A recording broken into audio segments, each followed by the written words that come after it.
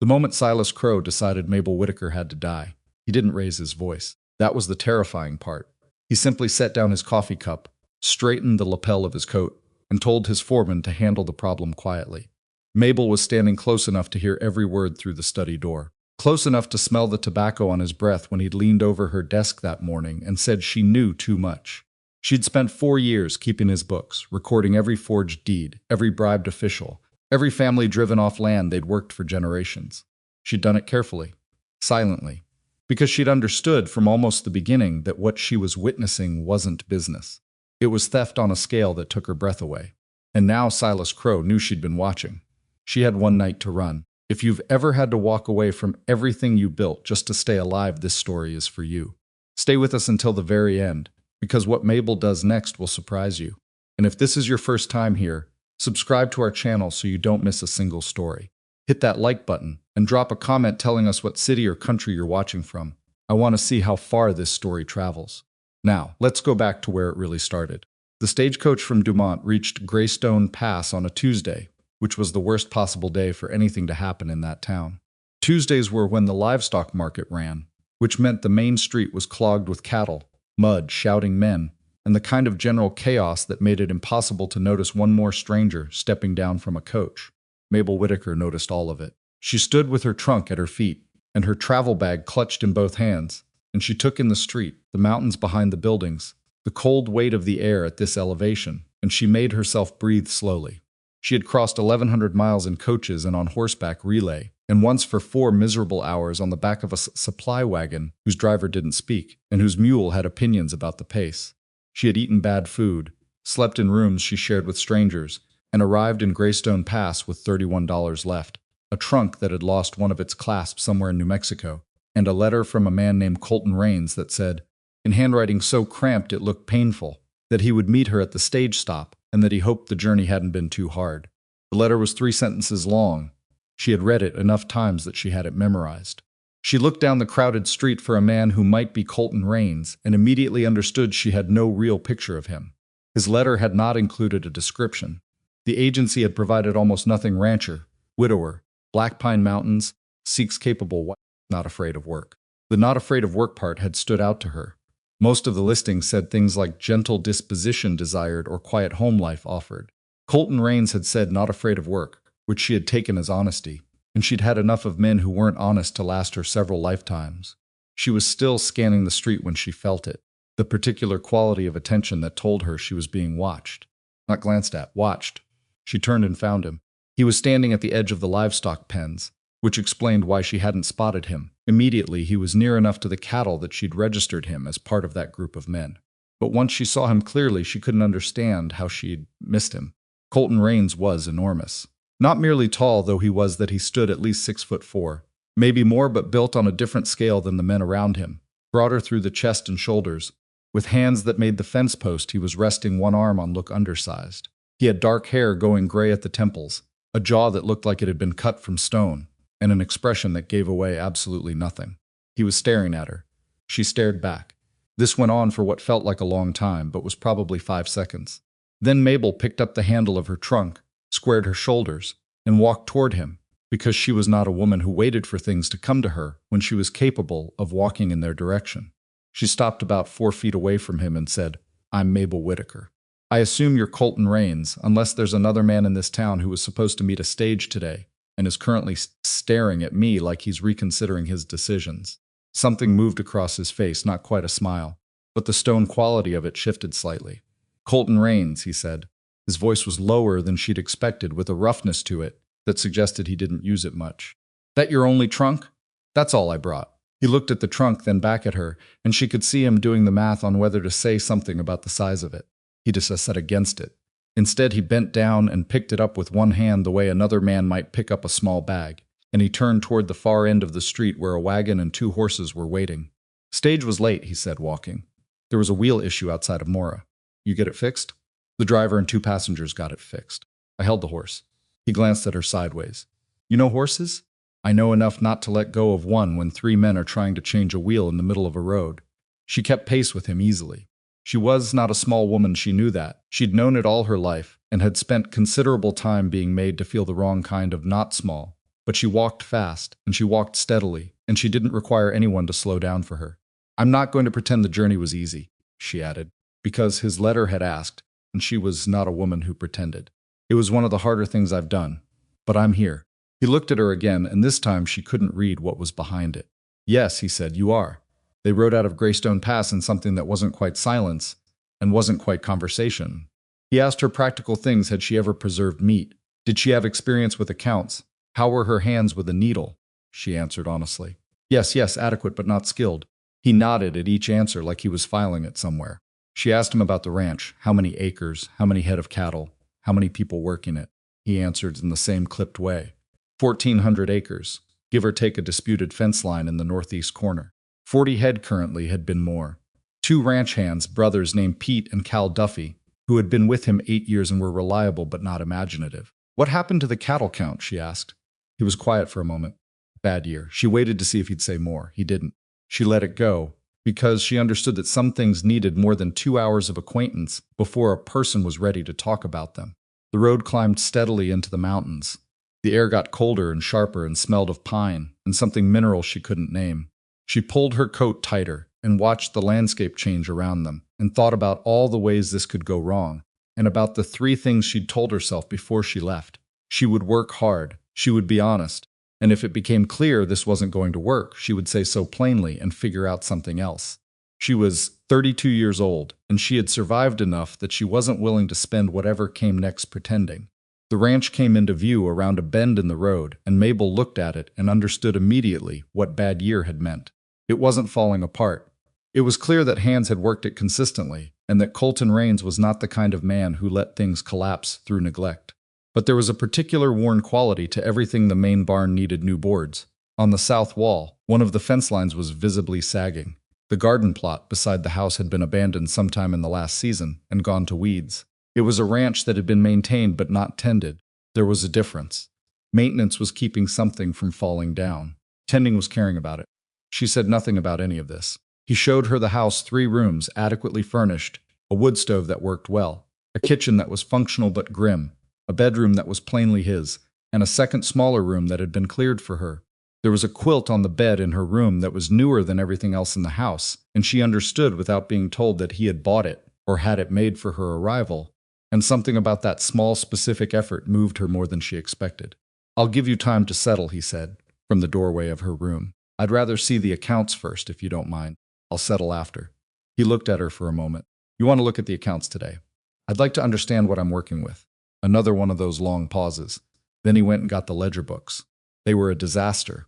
Not dishonest, she could see immediately that he hadn't been hiding anything from her.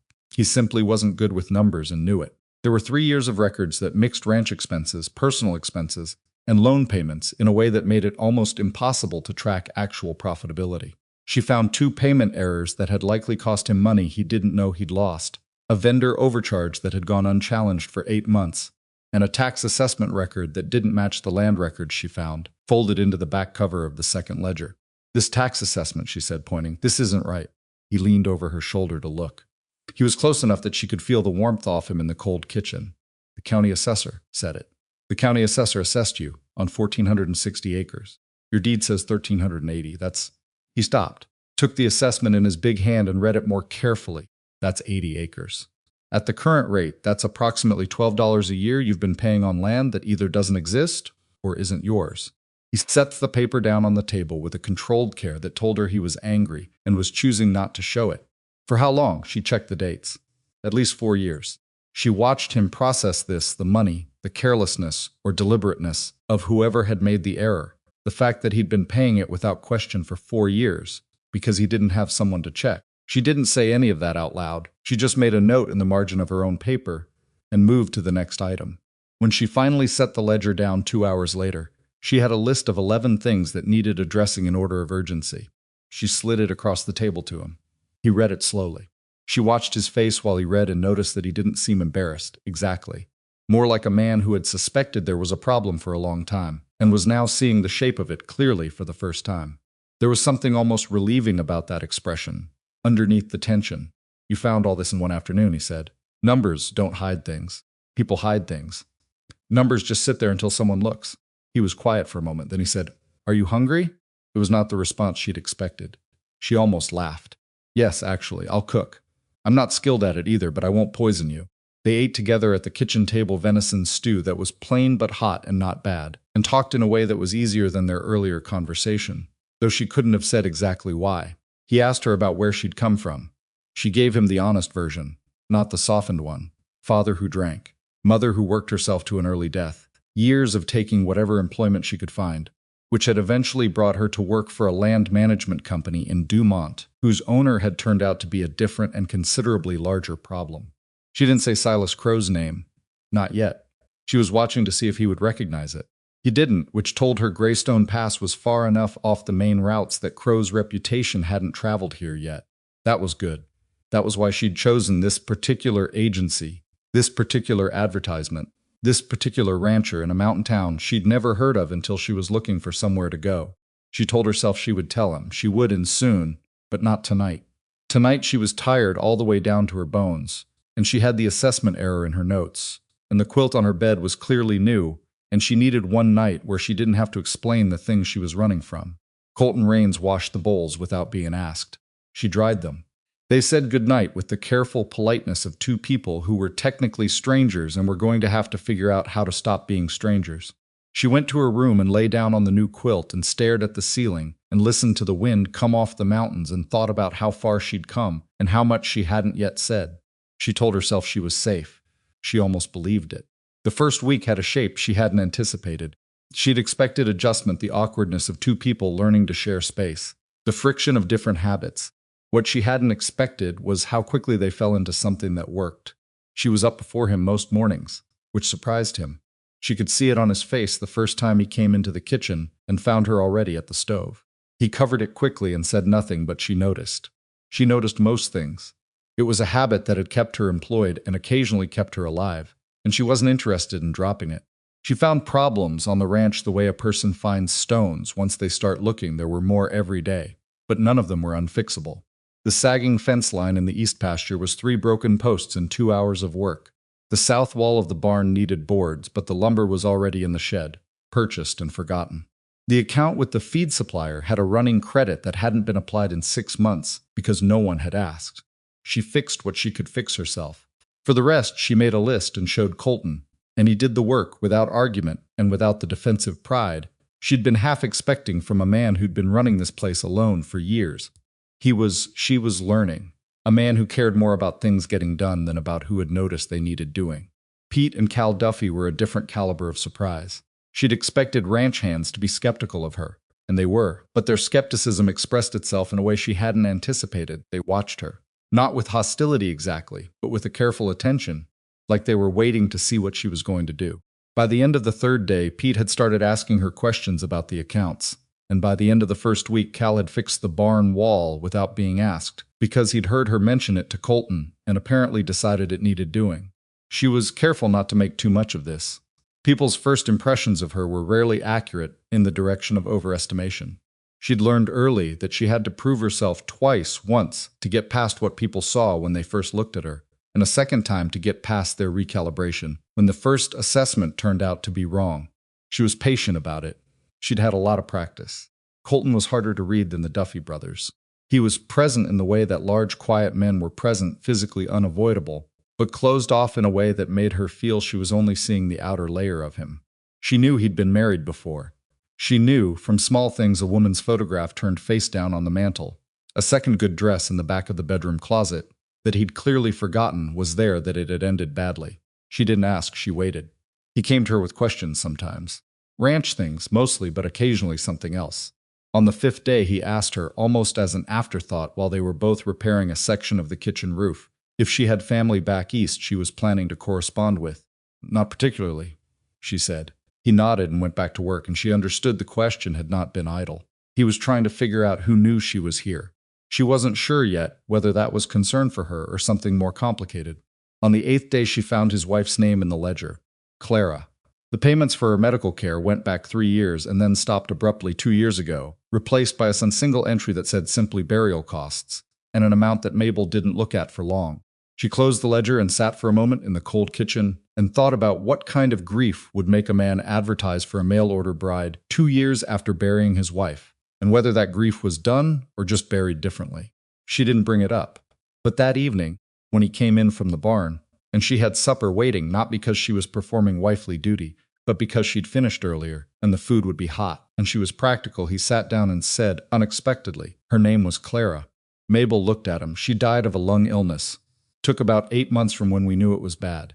He said this to his bull, not to her. She was good. She was a good person.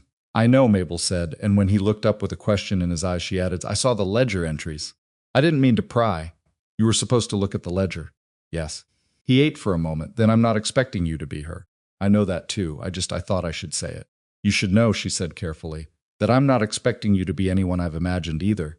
I don't have a picture in my mind of what this is supposed to look like. I came here to work and to, she paused, choosing the word, to be somewhere real. That's what I need. He looked at her for a long moment. The light in the kitchen was low. She'd been frugal with the lamp oil, a habit she intended to discuss with him in terms of their supply accounts, and it softened the stone quality of his face. Somewhere real, he repeated. Yes. He nodded slowly, like he understood that, which made her think he probably did. Then he went back to his supper, and she went back to hers, and the kitchen was quiet in a way that was beginning, tentatively, to feel less like two strangers and more like something else. She should have told him that night. She'd almost decided to. She was forming the words, there's something I have to explain, about why I left Dumont, when he asked her if she thought the east pasture could support another dozen head of cattle if they improved the water situation. And the conversation went somewhere else entirely, and she let it. 2 more days, she told herself. She needed 2 more days to be sure he was someone she could trust with it. She didn't get 2 more days. It was Cal Duffy who found the rider. He came in from the far north fence line on the 10th morning and told Colton there was a man watching the ranch from the tree line above the north pasture. Not moving, just watching. Had been there at least an hour by the time Cal noticed him, which meant he'd been there longer than that. Colton's face went very still in the way she was beginning to recognize not blankness but control. He asked Cal what the man looked like. Cal described him. City clothes, good horse, a rifle. He wasn't pointing at anything, just carrying. Mabel was at the kitchen table when this conversation happened, and she felt the cold move through her that had nothing to do with the mountain air. She knew what this was. She'd hoped she'd had more time. She got up from the table, went to her room, and pulled the loose board up from beneath the bed frame. The box was still there, solid, locked, the key on a cord around her neck. She'd checked it every morning, not because she thought anyone could have taken it, but because checking it was the closest thing she had to a ritual of self-assurance. It's still here. The evidence is still here. You haven't failed yet. She carried the box out to the kitchen and set it on the table. Colton was still standing in the doorway, watching Cal ride back toward the north pasture. He turned when he heard the box land on the table, and he looked at it, and then he looked at her, and she could see him putting things together, the box, her face, the rider in the tree line, the way she'd deflected every question about why she'd left her previous employment. Sit down, she said. I have to tell you something. He came to the table and sat down. He was so large in the small kitchen chair that it looked almost comical, but his expression was not comical at all. It was patient and careful and waiting. She unlocked the box. Inside were 4 years of her life.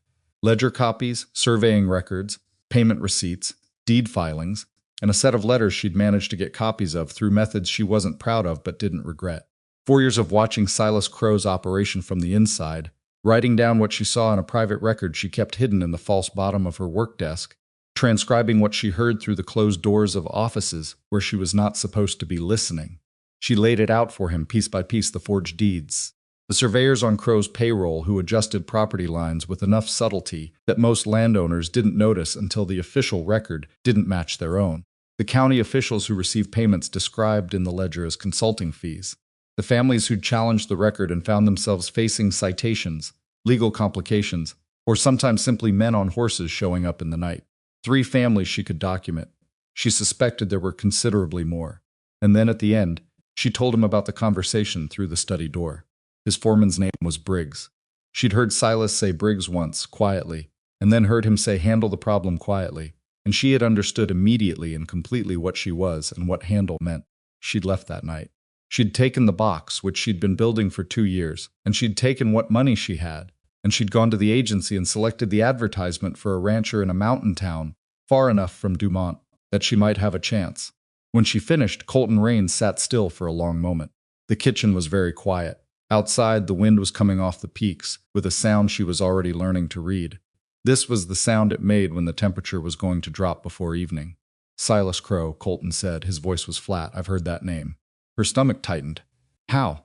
There was a family, the Hendras, they had land about 40 miles southeast of here. Goodland Creek fed. About 3 years ago they lost it. Something about a deed dispute.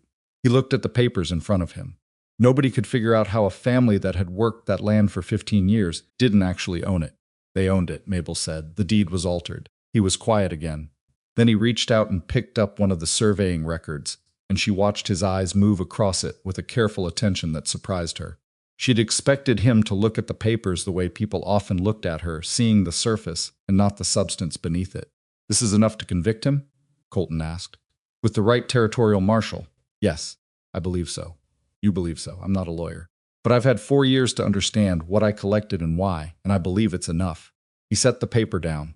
His hands on the table were absolutely steady, which told her something about him. Then he looked at her, really looked at her, the kind of direct look that most people reserve for moments that mattered, and said, How long have you been afraid? The question caught her off guard. She'd been expecting something about the ranch, about his risk, about what this meant for him. She hadn't been expecting that. A while, she said. Are you afraid right now? She considered being honest versus being strategic. She decided honest was better. Yes. He nodded. Okay. He picked up the surveying record again. Walk me through this. I want to understand all of it.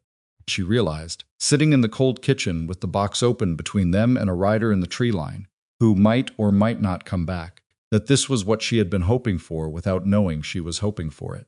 Not rescue. Not someone who would take the box from her and handle it. Someone who would sit down and want to understand. She started at the beginning. She talked for a long time. He listened to every word, and he asked good questions. And the wind came off the mountains, and the temperature dropped before evening exactly as she'd predicted. And the rider in the tree line was gone by the time Pete rode that way at dusk, which meant he'd seen enough and would be reporting back. They both knew what that meant. What neither of them said yet, but both understood, was that the woman who had come to Greystone Pass, looking for somewhere to disappear, had just made it considerably harder to stay hidden. And the giant cowboy who had advertised for a quiet wife who could adapt to frontier life had just chosen, without being asked, to sit down and understand her problem instead of showing her the door. By the time they finished, it was full dark. The lamp was burning low. Mabel began to repack the box, each document in its exact order, her hands steady in a way she was glad of. You should have told me sooner, Colton said. Not angry, just honest. I know. How long were you going to wait? 2 more days. I wanted to be sure you were. She paused. What? Someone I could trust with it. He was quiet for a moment. Then he said, and now? She looked at him across the table. The man who had asked how long she'd been afraid. The man who had picked up a surveying record and wanted to understand it. The man who had bought a new quilt for a woman he'd never met. Now I'm sure, she said. He nodded once. Then he stood up and went to bank the stove for the night. And she carried the box back to her room and put it in its place and lay down on the new quilt and listened to the wind and thought about what was coming and about the particular specific feeling of having been honest with someone and having had it received without damage. She was still afraid, but she was not afraid alone. And that, she thought, was a different thing entirely. She didn't sleep much that night. Not because she was afraid exactly. The fear had been her companion long enough that she'd learned to function around it, the way you learn to walk without putting weight on a bad ankle. It was more that her mind wouldn't stop working. She lay on the new quilt in the small room and listened to the sounds of the ranch, at night the wind, the horses shifting in the barn, the occasional crack of the wood stove cooling, and she turned the problem over and over, looking for angles she'd missed. The rider had been watching from the north tree line. That meant he'd come from the north, which meant he'd gone around the main road from Greystone Pass instead of through it. A man who knew how to approach a remote ranch without being seen from the road was not a casual observer. He was experienced, or he'd been told specifically how to approach. Either way, it meant Crow had not sent a general inquiry. He'd sent someone who knew what he was doing.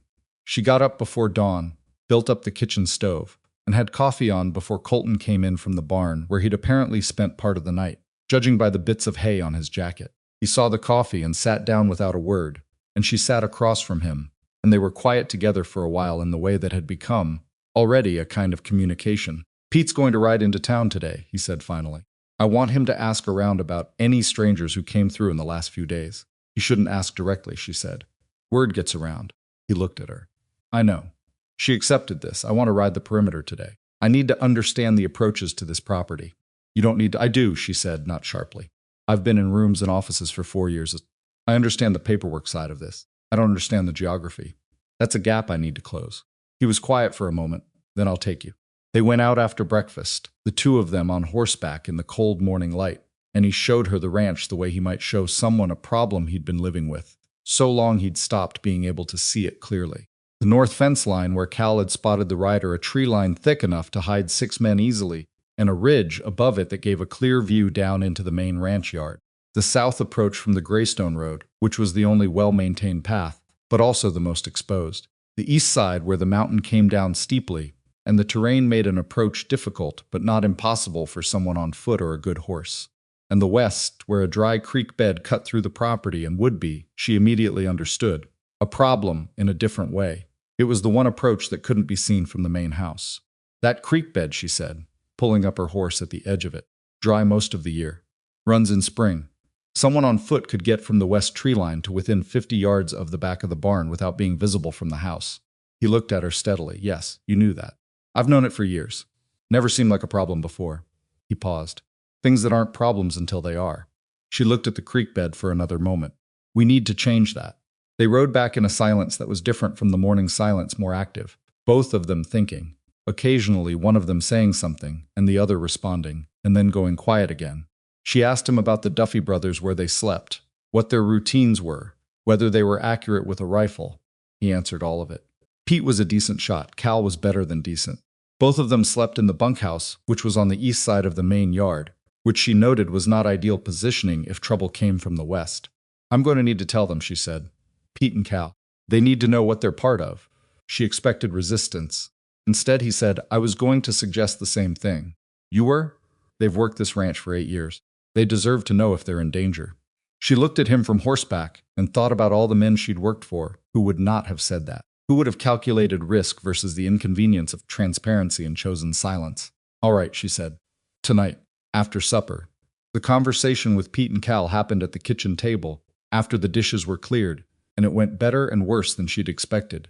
Pete, who was the older of the two and had a steady, methodical mind, listened to everything she said without interrupting, looked at several of the documents she laid out, and then sat back and said, So this fella Crow, he actually forged land deeds.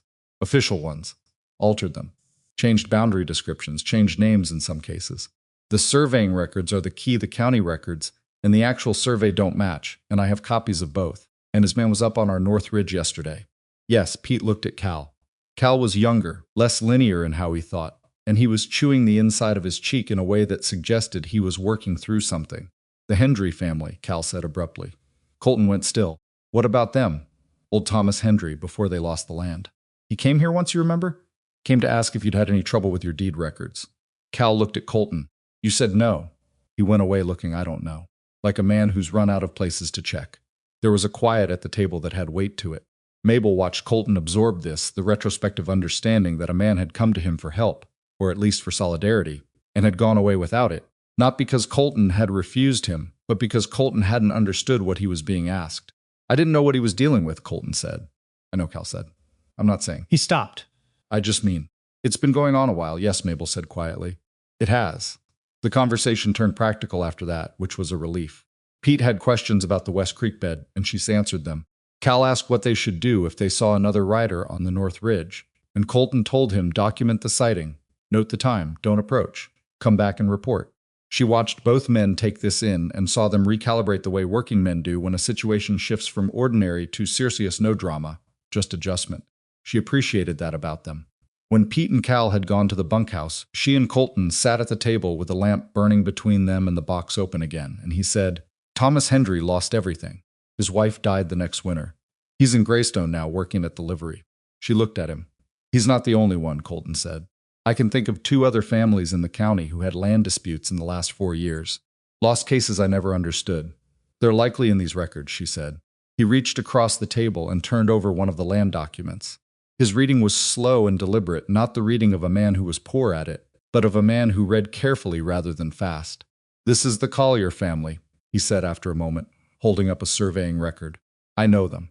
They're in Dumont now, or were. Can you reach them? Eventually. He set the record down. We need the territorial marshal before we worry about reaching anyone. The territorial marshal is in Haskell. That's 2 days' ride. I know where it is. If you go to Haskell, you'll be away from here for at least 5 days. Round trip. With only Pete and Cal here, she said it evenly. Not as an accusation, but as arithmetic. He looked at her. I wasn't planning to go myself, he paused. I was planning to send a letter to Jonah Mercer. I know him. He's straight. You know the territorial marshal. Used to work county law in this area. We've got history. He said this without elaboration, in the way people mention long-standing acquaintances, complicated probably, but essentially solid. She exhaled. A letter will take time. Everything's going to take time. Rushing this is how people get hurt. She wanted to argue with that. Part of her, the part that had spent 2 years building a file in secret and then fled in the night and covered 1,100 miles and still felt the particular cold of knowing she was being looked for, wanted to push, move faster, compress the timeline until she felt like something had actually changed. But she recognized that impulse for what it was, fear dressed up as urgency. And she'd learned enough about Silas Crow's operation to know that rushing evidence forward before it was properly received was one of the ways evidence got buried. Write the letter tonight, she said. I'll read it before it goes.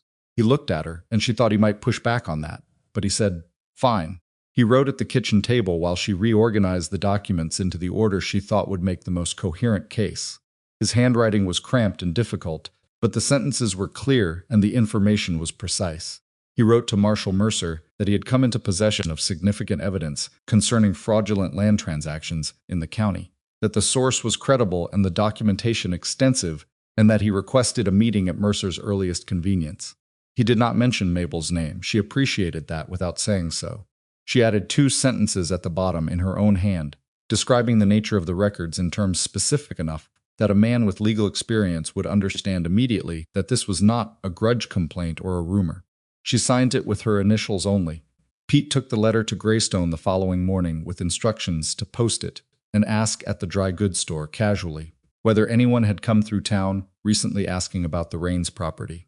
He came back in the early afternoon with 2 things: confirmation that the letter was posted, and information that 3 men in city clothes had ridden through Greystone 2 days before, had asked the livery owner about roads north of town, and had left heading in the direction of the Black Pine Range. 3 men, not one. The rider on the ridge had been a scout, not the whole party. Mabel was splitting kindling behind the house when Pete reported this, and she set the axe down carefully against the chopping block and did not pick it up again because her hands were not quite steady. 3 men meant Crow had not sent a polite inquiry. He'd sent a retrieval team. She went inside and told Colton. He was mending tack in the barn, and he listened without moving, one hand still holding the leather strap he'd been working. Then he set it down and stood up to his full height and said 3. That's what Pete's source said. Pete's source is Tom Garrity at the dry goods store. And Tom Garrity notices everything and forgets nothing, so I'm inclined to believe it. She nodded. He was quiet for a moment, that active quiet she'd come to recognize. We have maybe a day, he said. They scouted the property yesterday. They'll come back with the full group. Or tonight. He looked at her. Possibly tonight. Yes. Then we need to change what they find when they come. This was when Colton Raines showed her a side of him she hadn't seen yet. Not the man with the ledgers. Not the man who asked careful questions about surveying records. This was the man who had spent 20 years on a frontier ranch, who understood terrain and animals, and the way threat moved through open country. He walked the property with her for 2 hours and talked through every approach and what could be done about each one. And she listened and asked questions and occasionally suggested things that surprised him. She'd spent enough years in a land management office to understand sightlines and property geometry in ways that translated, if imperfectly, to the practical problem in front of them. Cal positioned the horses so that their normal nighttime sounds wouldn't indicate the barn was occupied in its usual way. Pete moved to sleep in the barn itself, which was his idea, and which she thought was both brave and practical. Colton moved 3 things from the main house to locations that would matter if the situation became difficult. She didn't ask us about 2 of them, but the third was a rifle she'd seen hanging over the fireplace, which he checked and cleaned methodically, and then asked her if she knew how to use one. I've used one, she said. That's not the same thing. No, she admitted, but I'm accurate at reasonable distances. My father was a hunter before he was anything else. He looked at her for a moment.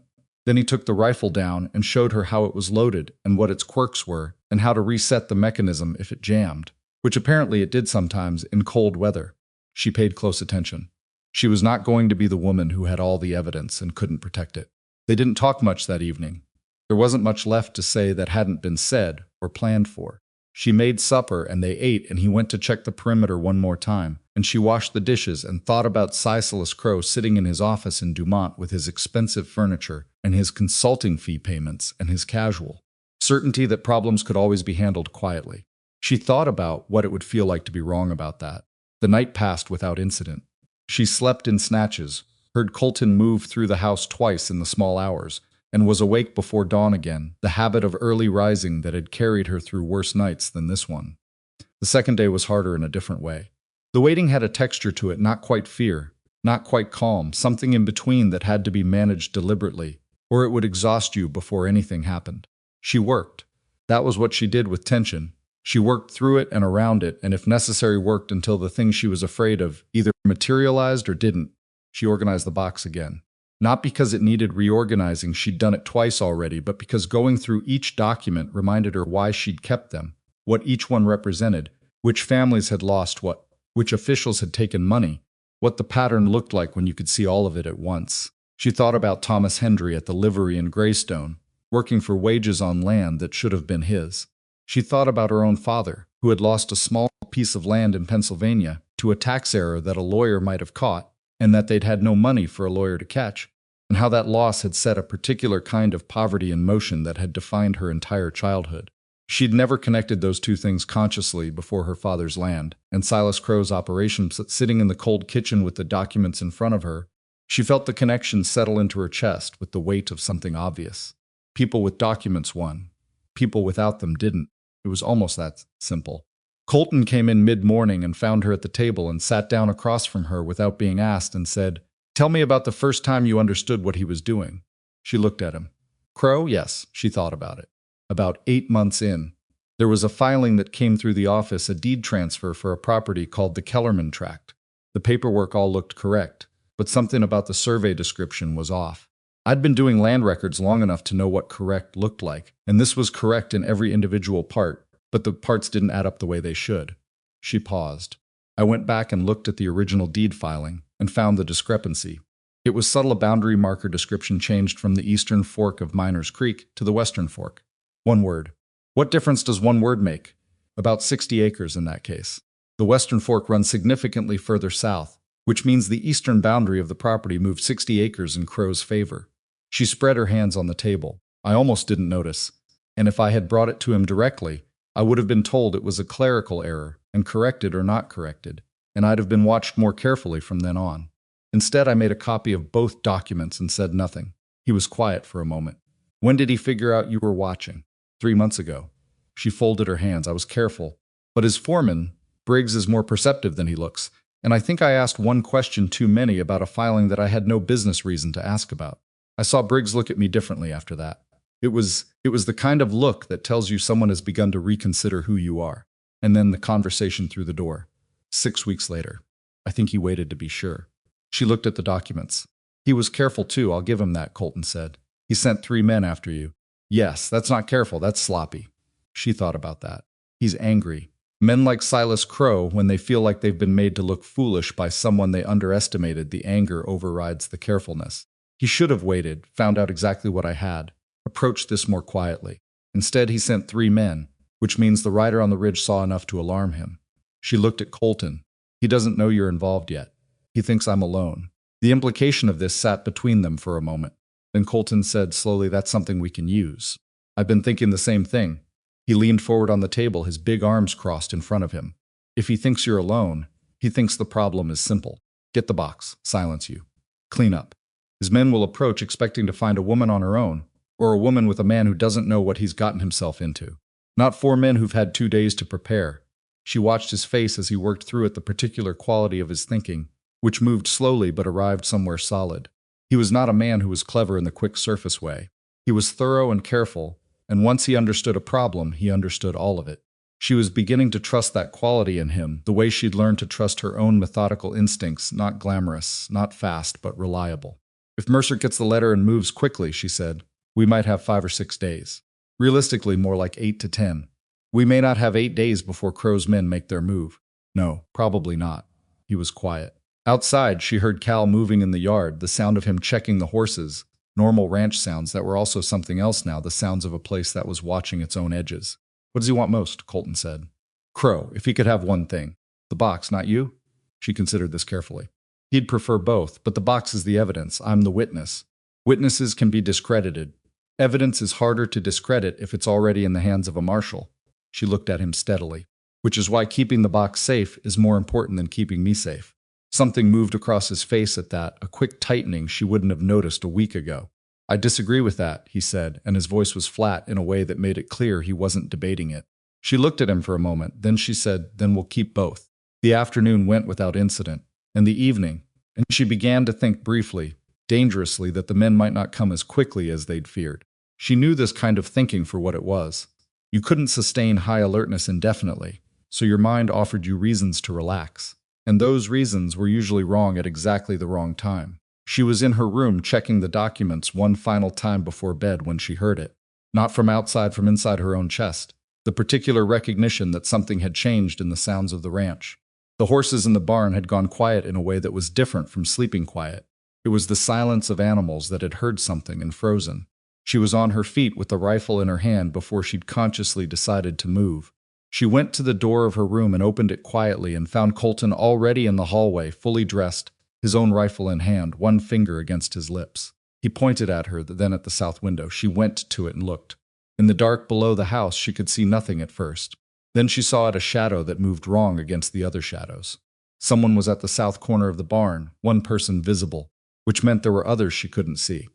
She looked back at Colton. He held up 3 fingers, then pointed east-northwest. She understood. He thought they'd come from 3 sides. She pointed at the south. He nodded. He'd already seen it. She thought about the creek bed to the west and felt her stomach drop. She held up 1 finger and pointed west. He went still for a half second, then nodded, his expression shifting into something that was not quite what she'd call fear, but was its nearest neighbor. He hadn't forgotten about the creek bed. He'd hoped they had. He leaned close to her ear and said very quietly, Pete's in the barn. He'll know someone's there. Don't shoot until you're sure. She nodded. He pointed at himself, then at the east side of the house. He was going east. She was staying south and watching the barn. They both understood without saying it that neither position was ideal, and that the west side was a problem they couldn't fully cover with the people they had. She moved to the south window and pressed herself to the wall beside it, and watched the dark. And she thought about Silas Crow in his comfortable office, and Thomas Hendry at the livery, and the document in the box that showed a deed altered by 1 word. And she breathed slowly and steadily and waited. The shadow at the south corner of the barn moved again. And then, from the west side of the house, from the direction of the creek bed, she heard a sound that was not the wind and not an animal. And she understood that whatever was coming next was already here. The sound from the west was a boot-scraping stone. Just once, just briefly. And then silence again, but the kind of silence that comes after a mistake, not the silence of an empty place. Someone out there had caught themselves and gone still, which meant they were close enough to care about being heard. Mabel didn't move from the wall. She kept her back pressed to the plaster beside the south window and breathed through her nose and counted. She'd read once, in a manual her father had kept about hunting large game, that animals freeze when they know they've been heard, and that the worst thing a hunter can do is move immediately, because the animal is listening for exactly that response. She didn't know if that principle applied to men coming through a dry creek bed in the dark, but she'd run out of better options, so she held still and counted to 15 and listened. Nothing from the west. Whoever it was had stopped moving. At the south corner of the barn, the shadow shifted again, moving not toward the house but along the barn wall, toward the big doors, which meant whoever that was had a specific destination in mind. Pete was in that barn. Pete, with his decent aim and his 8 years of loyalty to Colton Raines, was in that barn, and a stranger was moving toward the doors. She made a decision she hadn't planned to make. She left the south window, crossed the hallway in 4 quick steps, and went to the back of the house, where the west-facing door opened onto a narrow strip of ground before the land dropped into the creek bed. She pressed herself to the door frame and eased it open an inch and looked through the gap. Dark. The mountains above made the western sky marginally lighter than the land beneath it, and after a moment she could see the line where the creek bed dropped, and there, 10 feet from the bank, a shape that was a person crouched low and moving slow. One person, coming alone from the west, while at least 2 others came from other directions, which meant the west approach was supposed to be the quiet one, the back door, the one they thought no one was covering. She thought about Colton going east. She thought about Cal in the bunkhouse on the east side of the yard. She thought about Pete in the barn with someone working toward the door. She thought about 4 armed men who had a plan that depended on this ranch being caught asleep and unprepared. She pushed the back door open and stepped outside. The cold hit her immediately sharper than she expected. The mountain air in the small hours before dawn, carrying a bite that her coat wasn't fully prepared for. She moved off the step onto the ground and went left along the back wall of the house, away from the creek bed, so she wasn't silhouetted against anything. The figure near the creek had stopped moving again.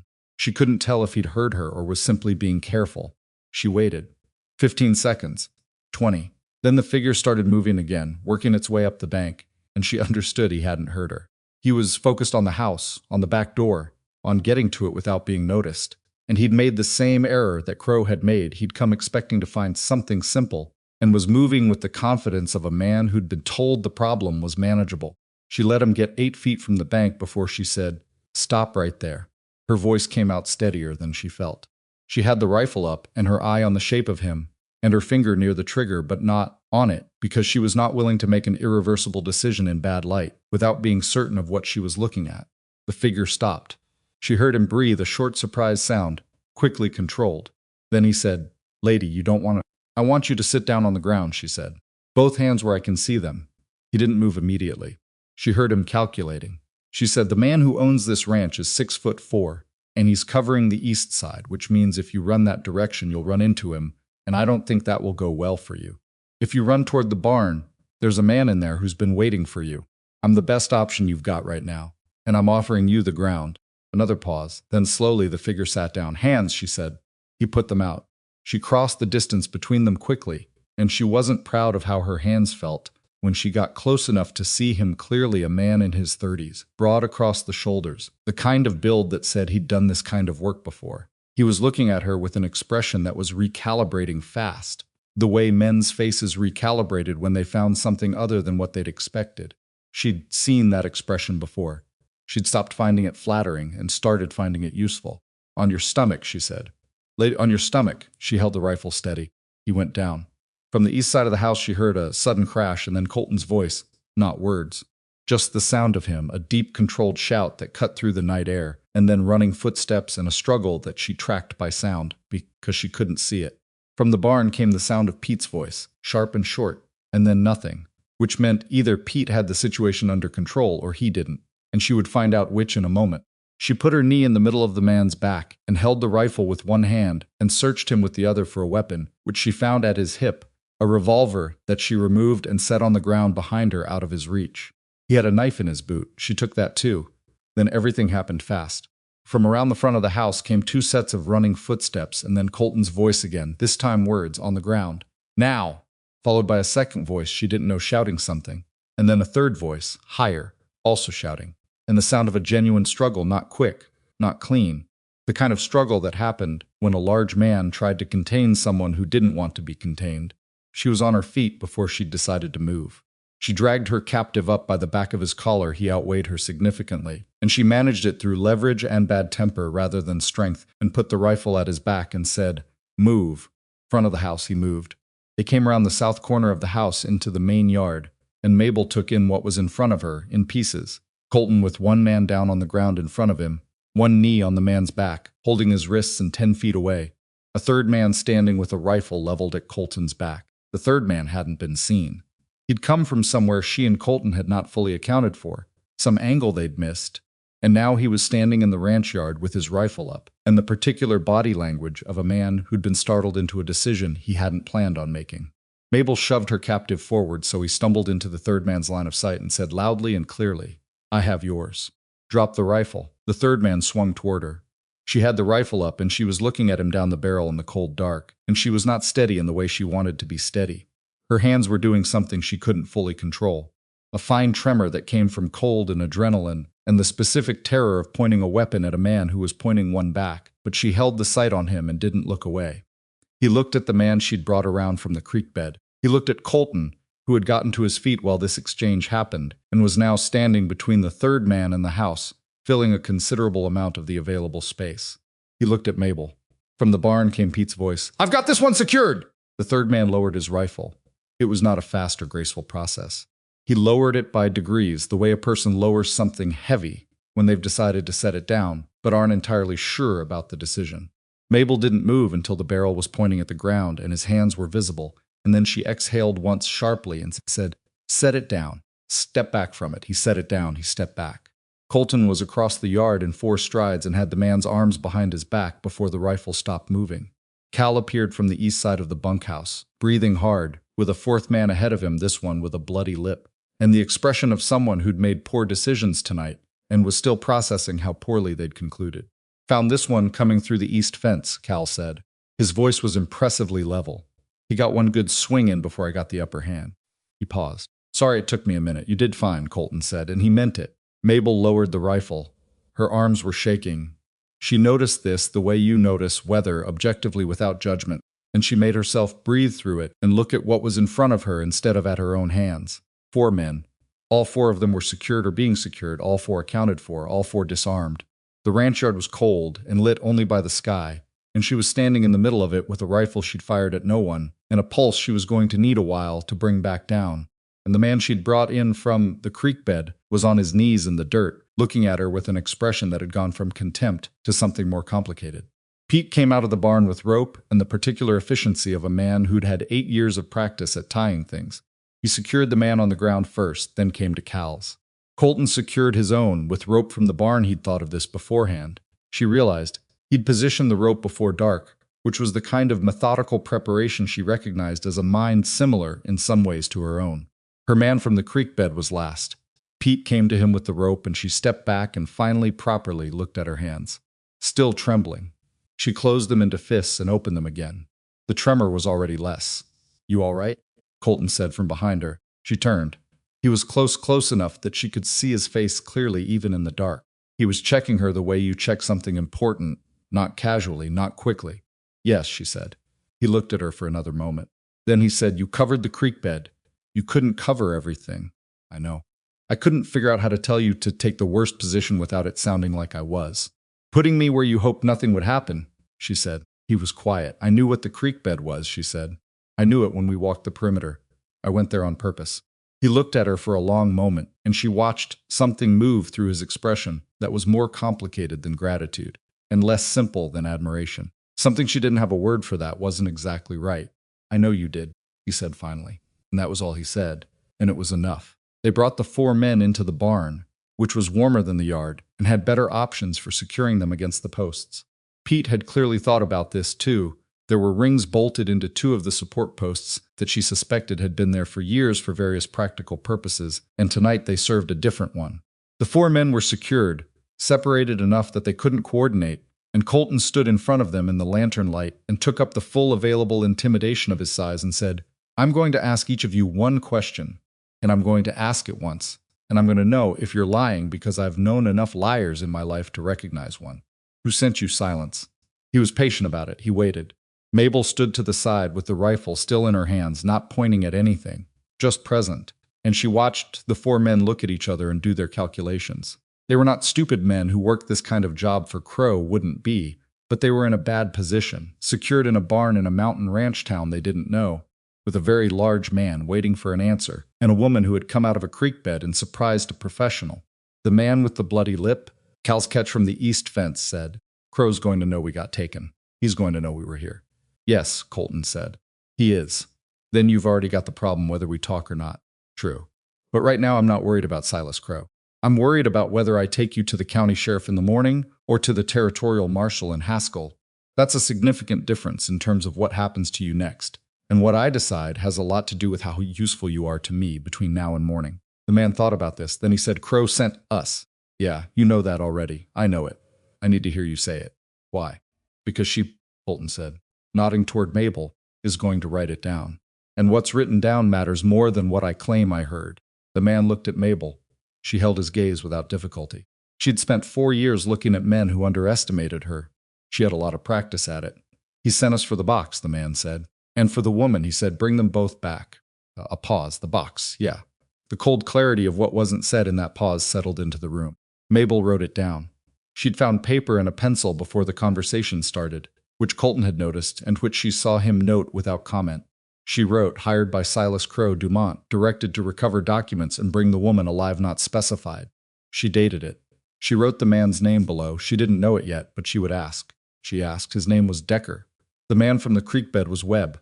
The other 2 were Yount and a younger man who didn't give his name until Decker looked at him and said, Haines, just tell them in a tone that suggested this was not a situation worth protecting. She wrote all 4 names down and asked each of them how long they'd worked for Crow. Decker and Webb, years. Yount, a year and a half. Haines, 8 months. And his face when he admitted this had a quality she recognized, the look of someone who had signed on to something without fully understanding what they were signing on to, and had understood it gradually, and had stayed because leaving was complicated. She didn't soften toward Haines because of it. Soft or hard wasn't the point. The point was documentation. After she had everything she was going to get from the 4 of them, she went to the house, made coffee, and brought it back in the largest pot she had. And she poured some for Pete and Cal and Colton, and did not pour any for the 4 men in the barn. Not out of cruelty, but because she wasn't running a hotel, and she had limits on her goodwill at 4 in the morning, after someone had come through her creek bed with a revolver. She and Colton sat outside the barn in the cold while Pete and Cal took the first watch, and she said, "We need to move faster." "I know. Crow will know they're gone by tomorrow. When they don't report back, he'll send more people." "Yes. A letter to Mercer isn't fast enough now. Someone needs to ride to Haskell." He turned his coffee cup in his hands. "I was going to say the same thing. Pete will go in the morning. I should send a separate letter directly to Mercer. Written by me, not through you." She looked at him. "I don't mean any offense by that. I mean that Mercer needs to know there's a named witness with documentation, not just a rancher reporting a situation. It changes what he prioritizes." Colton was quiet for a moment. "You know more about this kind of thing than I do. I've spent 4 years thinking about exactly this scenario. How to make it stick. How to make sure that when I finally had the opportunity to put this in front of someone with authority, they understood what they were looking at." She wrapped both hands around her coffee cup. "The evidence is solid, but evidence doesn't move by itself. People have to want to move it. And you're better at making people want to than you let on," he said. And it wasn't a criticism. She looked him sideways. "I've had to be." He nodded slowly. He did that absorbed thing slowly, and then they stayed absorbed. She'd noticed that about him. He was not a man who rushed to a conclusion and then had to walk it back. He arrived somewhere and stayed there. It was infuriating, at its worst, and at its best, the most reliable thing she'd encountered in years. "Write the letter," he said. "Pete takes both. He leaves at first light. And the 4 in the barn? Cal goes to Greystone at the same time. Brings the county deputy back. They'll hold them until Mercer arrives." "The county deputy, how is he?" Colton considered. "Honest, not ambitious. He'll hold them if I tell him why." "Tell him as little as possible about the evidence specifically," she said. "Tell him there's a territorial matter pending, and you need the men held on trespassing and threat charges until the marshal arrives. You don't trust the county official." "I don't trust any county official in a county where Crow has been operating. I'm sorry." "Don't apologize for being practical," he said, and finished his coffee. She went back inside and wrote 2 letters. The first was to Marshal Mercer, detailed, specific, naming every document in the box and its significance, naming Crow, naming the 4 men now in the barn, describing what they'd said. She wrote it in the careful language of someone who had spent 4 years around legal documents and knew what precision meant and what vagueness cost. The second letter was shorter and went from Colton formal, straightforward, requesting the marshal's presence as quickly as possible. She sealed both with candle wax. There was no sealing wax in the house, so she improvised, which left impressions that were imperfect but functional, which was close enough, and set them on the table where Pete would find them. Then she sat down at the table in the silent kitchen and put her face in her hands and let herself feel, for exactly 2 minutes, everything she'd been not feeling since she'd heard the boot scrape stone in the dark. It was not a pleasant 2 minutes. Her hands shook properly. Her chest did something complicated. She thought about the man with the revolver coming through the creek bed, and she thought about Colton's back exposed to a rifle she hadn't known was there, and she thought about 4 years of collecting documents in secret, and she thought about her, mother working herself to death in a house that was never warm enough, and she let all of it be real, for exactly the 2 minutes she had available. Then she put her hands flat on the table and pressed until the shaking stopped, and she got up and went to check on the barn. Pete was awake and steady. Cal was at the bunkhouse door. The 4 men in the barn were quiet. 2 of them appeared to be asleep, which she found simultaneously irritating and informative. Men who could sleep in the middle of a failed mission were men who had failed before and recovered. That meant they were experienced, which meant the information she'd extracted from them was more reliable than it would have been from amateurs. Experienced men knew enough to give you something real. She went back to her room and lay down on the new quilt in her clothes and did not sleep, but rested, which was what she had available. Colton knocked on her door before dawn. "Pete's ready." She got up and gave Pete both letters and the specific instructions about the marshal and the county deputy And Pete listened with the same careful attention he'd given everything else and said, "I'll be straight with Mercer. He'll come if he can. He needs to come fast," she said. "Yes, ma'am." He paused, in the way people paused when they were going to say something they weren't sure about, and then said, "That was good work last night. The creek bed." She didn't know what to do with that, so she said thank you in a way that she hoped communicated that she wasn't dismissing it. And Pete nodded and rode out in the cold gray of early morning. Cal left an hour later for Greystone with enough information to convince the deputy, and not enough to compromise anything essential. He came back in the early afternoon with Deputy Wes Alderman, who was a spare man in his 50s with a creased face and the particular manner of a man who had seen enough that very little surprised him anymore. Alderman looked at the four men in the barn, looked at Colton, looked at Mabel, and said, "Territorial matter." "Yes," Colton said. "Your messenger mentioned trespassing and threat. That's accurate. There's also a larger matter pending with Marshal Mercer." Alderman looked at him for a long moment. "Mercer's a straight man. I know. And you're asking me to hold these four without knowing the full situation. I'm asking you to hold them on the charges that are clear and present and true until Mercer can provide context for the rest." Alderman turned and looked at the four men again. He looked at Mabel. She looked back. He said, "You're the new wife." "I'm Mabel Whitaker Raines," she said, which was the first time she'd used his name attached to hers, and she felt Colton go still beside her, for just a fraction of a second. "I'm the person who documented what these men were sent to recover." Alderman nodded slowly. "I'll take them to Greystone," he said, "for now. Mercer better come fast." "He will," she said with more certainty than she had. Alderman and Cal moved the four men out of the barn in the early afternoon, a process that was not elegant, since Decker had reconsidered his cooperative mood and said several things that she chose not to hear, and Haynes had gone quiet in a way that made him look younger than he probably was. They watched the group ride toward Greystone until the trail bent and they were gone, and then the ranch yard was empty and quiet in a way that felt different from before, not peaceful exactly, but cleared. Colton stood beside her in the cold. Neither of them spoke for a while. Then he said, "You called yourself Mabel Whitaker Raines." "I needed to establish standing," she said. "With Alderman. As a resident, not a transient." A pause. "Is that the only reason?" She looked at the empty trail. "We're legally married," she said. "We rode to the courthouse 3 days after I arrived." "It's accurate." "I know it's accurate." She looked at him then. He was looking at the trail too, his profile against the mountain sky, that stone quality to his jaw that she'd stopped reading as severity and started reading as something else. The shape of a man who held things carefully because he knew how they broke. "It wasn't only for standing," she said. He turned and looked at her.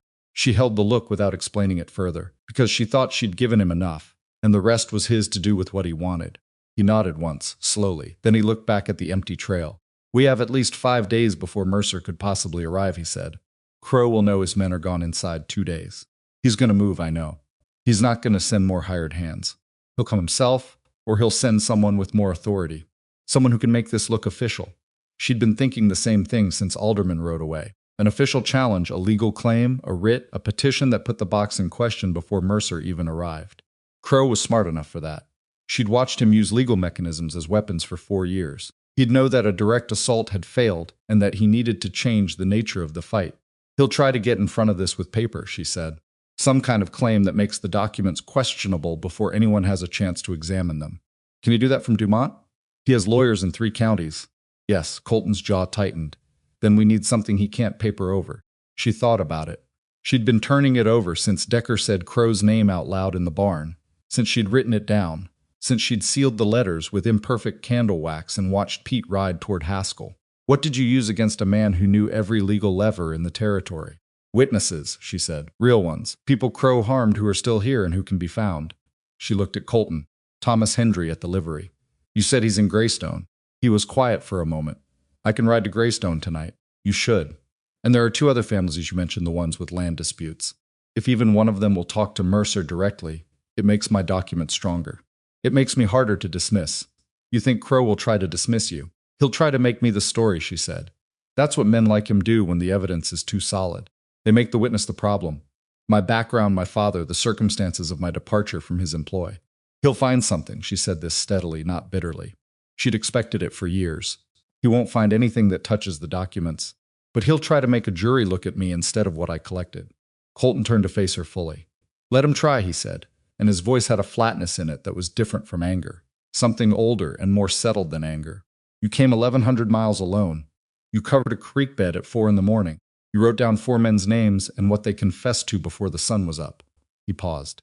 Let him try to make you the story. She didn't have an answer for that.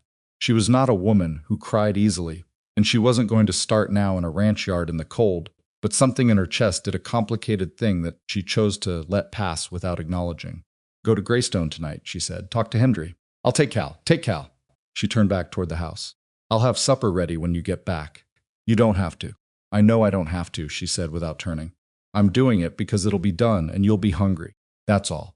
She heard him make a sound that was not quite a laugh, not quite anything she had a name for yet, and she went inside and started supper and thought about Thomas Hendry in Greystone, and Mercer riding hard from Haskell, and Silas Crow in his office in Dumont, reaching for his pen with the careful confidence of a man who had never yet run out of options.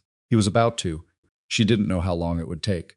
She didn't know how hard the next part would be, and she knew enough not to pretend she did. She knew that the road between a box of documents and a conviction was long, and required things she couldn't fully control: a marshal who moved fast, witnesses who agreed to speak, a court that looked at the evidence before it looked at her. None of it was certain. But the box was intact. The documents were in order. 4 men had said Silas Crow's name out loud in a barn, and she had written it down. And the woman he'd expected to find alone and frightened had turned out to be something else entirely. Thomas Hendry was a small man who had once been larger. That was the impression he gave, not that he was physically diminished, though he was lean in the way men got lean when they stopped eating full meals, because full meals cost money they didn't have, but that there was a quality of compression about him, like something that had been pressed down over time and hadn't fully sprung back. He was maybe 60, with hands that still had the calluses of a man who'd worked land, and eyes that were sharp in a way that surprised Colton when he and Cal found him at the livery in Greystone at 9 o'clock that evening. Colton had expected bitterness. He'd prepared for it, had thought on the ride down the mountain about how to talk to a man who'd lost everything, and had good reasons to trust no one. What he found instead was a man who listened very carefully, asked 2 precise questions, and then said, I've been waiting for something like this for 3 years. I'd given up on it, but I've been waiting. He agreed to speak to Marshal Mercer. He said it without drama, the way a man agrees to something he's already decided about. Then he asked about Mabel, how she'd gotten the records, how long she'd kept them, whether she understood what she had. Colton answered honestly.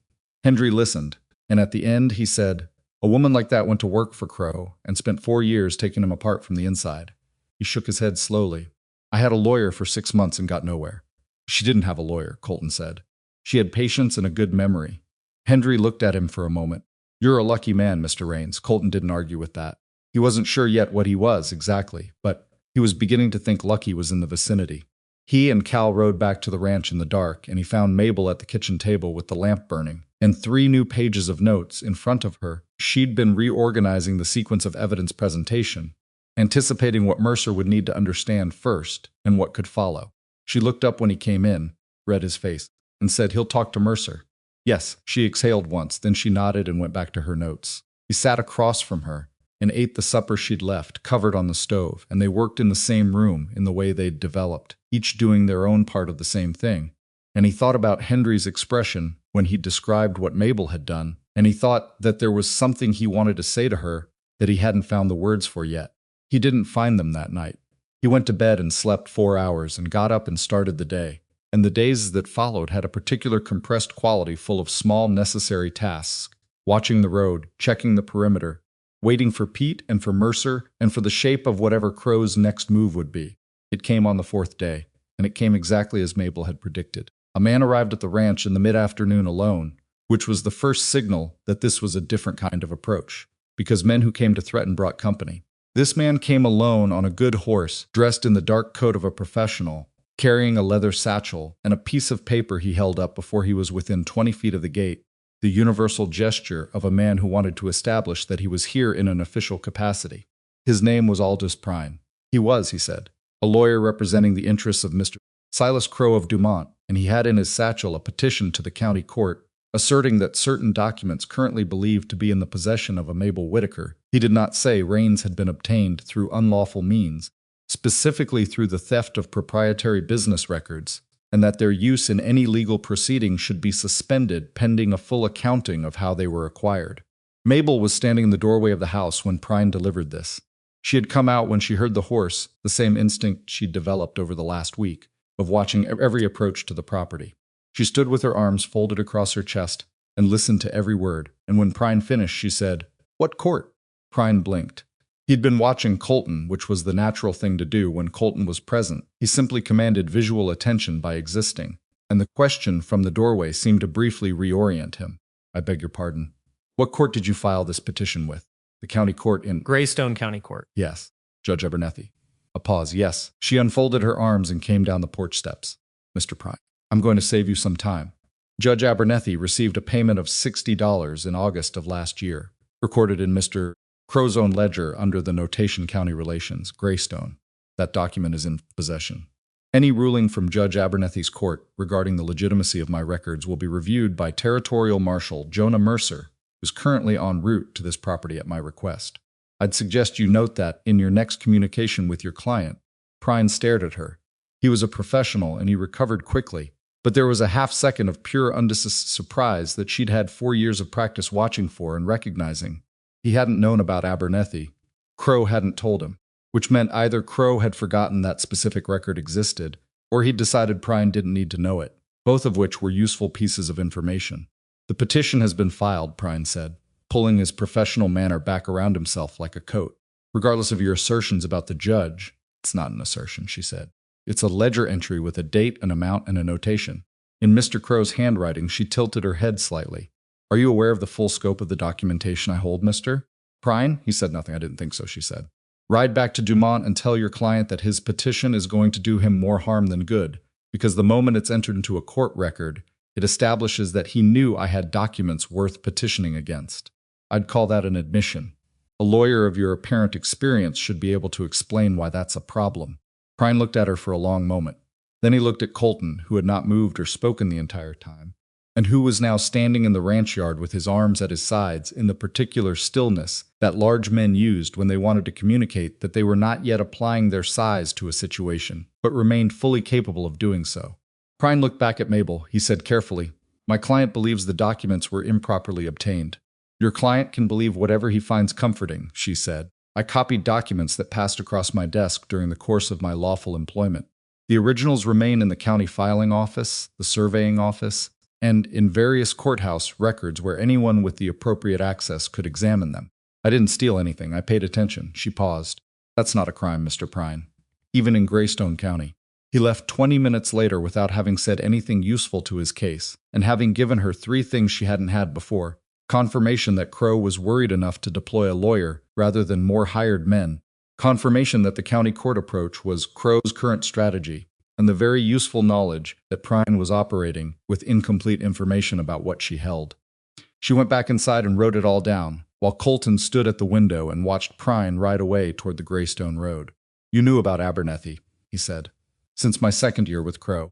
I wasn't sure if it would come up." She was writing. "It's one of the entries I was most careful about copying.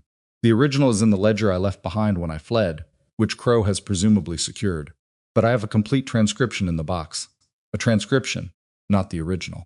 A transcription in my handwriting, with a notation of the date I copied it, and the page and line number of the source entry." She finished writing and looked up. "A good lawyer can argue about a transcription. Mercer will need to subpoena the original ledger." She paused. "Which he can do if we give him enough to justify it." Colton turned from the window. "You've planned for all of this." "I've thought about all of it. Planning and having a plan are different things. Plans require cooperation from the situation." She looked at her notes. "The situation is cooperating better than I expected, but I don't want to say that too loudly." He made the sound that was almost a laugh and went to put coffee on, because the afternoon had gotten cold and they both needed it, and that was what they did. They worked, and they thought, and they prepared, and they waited. Pete came back on the 5th day. He came back with Marshal Jonah Mercer, which was 2 days faster than Mabel had allowed herself to hope for, and Mercer was not what she'd expected. She'd constructed an image of a territorial marshal from what she knew of official men in general, composed, formal, self-important, in the particular way of men whose authority depended on being recognized. Mercer was 50 or so, with a weathered face and a marshal's badge worn with the casualness of something he'd had long enough to stop noticing. He was not as large as Colton, but he was solid, and his eyes, when he looked at her, were the eyes of a man who'd heard a great many stories and had learned to identify the difference between people who told them and people who lived them. He shook Colton's hand. He shook her hand, which she appreciated. He sat down at the kitchen table and said, "Pete tells me you have documents that concern Silas Crow." Yes, she said. How many documents? 64 individual records. Copies, transcriptions, and in some cases original letters that I was directed to file and made copies of before filing. She had the box on the table. She had reorganized it twice more since Pete left. They cover a period of 4 years and document 11 specific instances of land fraud, 6 payments to county officials, 2 payments to county judges, and 1 set of correspondence I believe constitutes direct instruction to use physical force against a property holder who challenged a deed alteration. Mercer looked at the box, then he looked at her. That's a significant claim. It's a significant body of evidence. I'm aware that claiming something and proving it are different. She opened the box. I'd like to walk you through the structure of it if you have time. I'd estimate it takes about 2 hours to go through it properly. There are shortcuts, but the shortcuts lose context, and the context is what makes the pattern visible. He looked at her steadily for a moment. You worked for Crow. 4 years in what capacity? Land records and accounts. I had access to everything that passed through his office because I was the person who organized and filed it.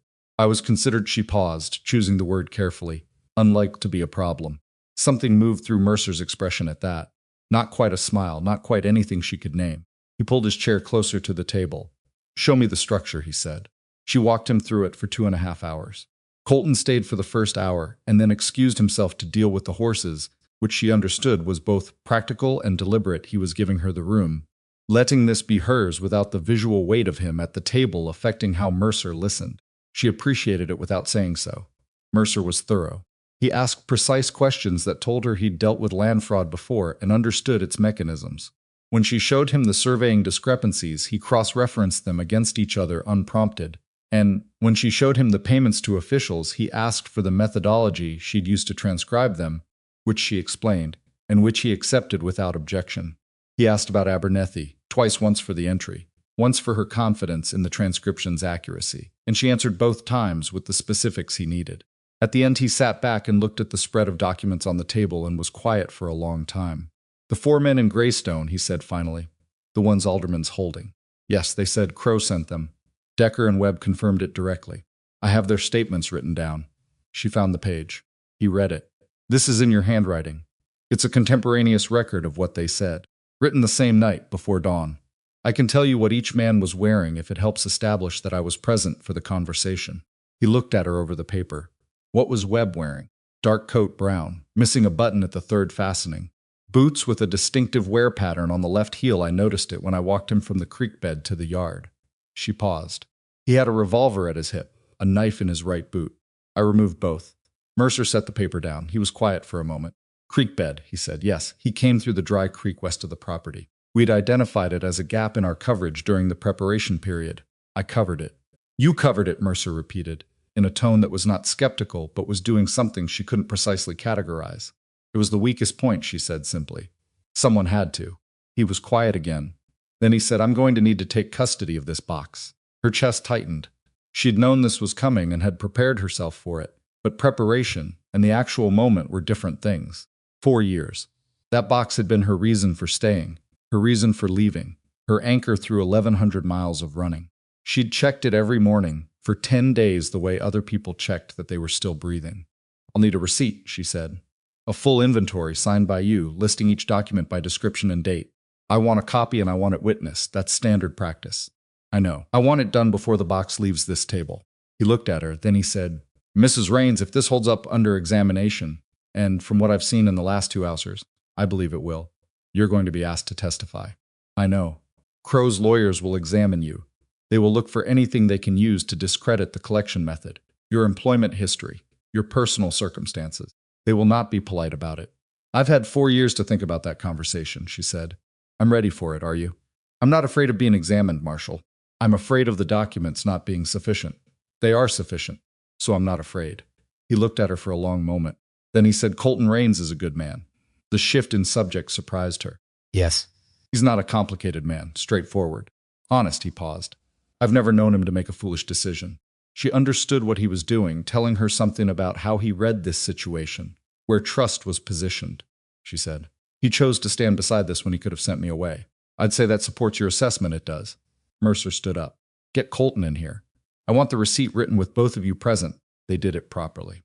Colton came in and they sat at the table and Mercer dictated, and Mabel wrote each document by description and Colton read each entry back before she wrote it, which was not required but which she found steadying in a way she hadn't expected. His voice, reading back the descriptions of 4 years of careful work, the surveying records, the payment entries, the correspondence, the deed copies, gave them a solidity they'd always had on paper, but now had in the air of the room. When it was done, she signed it, and Mercer signed it, and Colton signed it as witness, and she kept one copy, and Mercer kept the other. And then Mercer closed the box and latched it and set it in his saddlebag, and she watched it go, with a feeling she couldn't have accurately described relief and loss, and a strange lightness that came from having carried something for so long that you forgot you were carrying it until it was gone. Mercer stayed that night. She made supper for 5 herself, Colton, Mercer, Cal, and Pete, who deserved it, and the table was full in a way it hadn't been since she arrived. And the conversation at supper was different from the careful working conversations of the last week. Mercer asked Colton about the cattle count, and Colton told him, and Pete had opinions about the water situation in the east pasture. And Cal asked Mercer something about the law regarding trespassing that turned into a 20-minute conversation about territorial jurisdiction that she followed with interest. She said very little during supper. She was watching. That was still what she did best, watch, and understand what she was seeing, and file it where it would be useful later. What she was seeing now was a table where she'd been present for 2 weeks, and which had the feeling, improbably and incompletely, of something she had not had since before her mother died, a table where she was known. Mercer left the next morning with the box and a plan that he'd outlined the night before. He would go to Haskell, present the evidence to the district judge, and obtain the warrant for Crow's arrest and for the subpoena of his original business records. He expected this to take 10 days to 2 weeks. He asked Mabel to remain available and asked Colton to ensure she was protected in the interim. She thought about pointing out that she'd protected herself through a creek bed in the dark and decided to let it go. She did not let go of the question she asked Mercer before he rode out. When the case goes to court, when it's in front of a jury, I'll testify. I intend to call you as the primary witness, yes, in the territory where Crow has operated for 15 years, where he has relationships with officials and lawyers and business interests, and where the word of a woman of my, she paused, choosing carefully, of my background will be evaluated against the word and the reputation of an established land baron. Mercer looked at her steadily. That's accurate. I want to be the person who prepares for that testimony, she said. Not you, not a lawyer you assign me. I know this case better than anyone alive. I know where every challenge will come from and what the answer to it is. I want to work with whoever prosecutes this, not be directed by them. A pause. That's unusual. Most of this has been unusual. He looked at her for a long moment. I'll make it work, he said. And he rode out. The days that followed were strange in the way that aftermath was always strange, too quiet, after too much noise, with the body and mind still calibrated for threat and finding instead ordinary life. She worked. The accounts were genuinely in order now, which gave her more time for other things she started on the garden plot that had been abandoned, not because she was sentimental about it, but because spring was coming, and a working kitchen garden was a practical matter. Colton watched her work the soil one afternoon and said nothing. But the next morning there were seed packets on the kitchen table that he'd brought back from Greystone on a supply run and hadn't mentioned. She planted them 2 days later. Her hands in the soil were a different feeling from her hands on documents. Not better or worse. Just different, real in a different way. Thomas Hendry came to the ranch during the second week. He came alone, rode up in the morning and asked to speak to her. They sat on the porch in the thin spring sun and he told her about losing the land, not the legal mechanics of it, which she knew, but the experience of it. The day the paperwork came, his wife's face when he told her, the year they'd spent fighting, using every dollar they had, and several they borrowed, going to every official who might listen, which was not many. His wife had not recovered from it, not from losing the land specifically, but from what it meant, which was the loss of the life they'd built and the future they'd planned, and a kind of faith that honest work was sufficient protection. She listened to all of it. She didn't try to give it meaning or wrap it into something useful. She just listened, which was what he seemed to need. At the end he said, I'll be at the trial. I want to look at him from the witness box. I'll make sure Mercer knows, she said. He nodded and stood up to leave and then stopped and said, my wife's name was Ruth. She used to say that it only takes one person paying attention to change the whole story. He paused. I thought you should know that. She thought about Ruth Hendry for a long time after he rode away.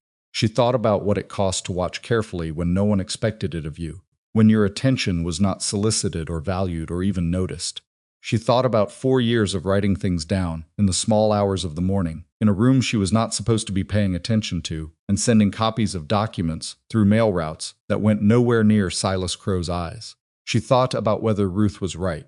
She was still thinking about it when Mercer's letter arrived, 12 days after he'd ridden out, carried by a messenger who also brought a formal legal notice that made her sit down at the kitchen table and read it 3 times before she trusted her understanding of it.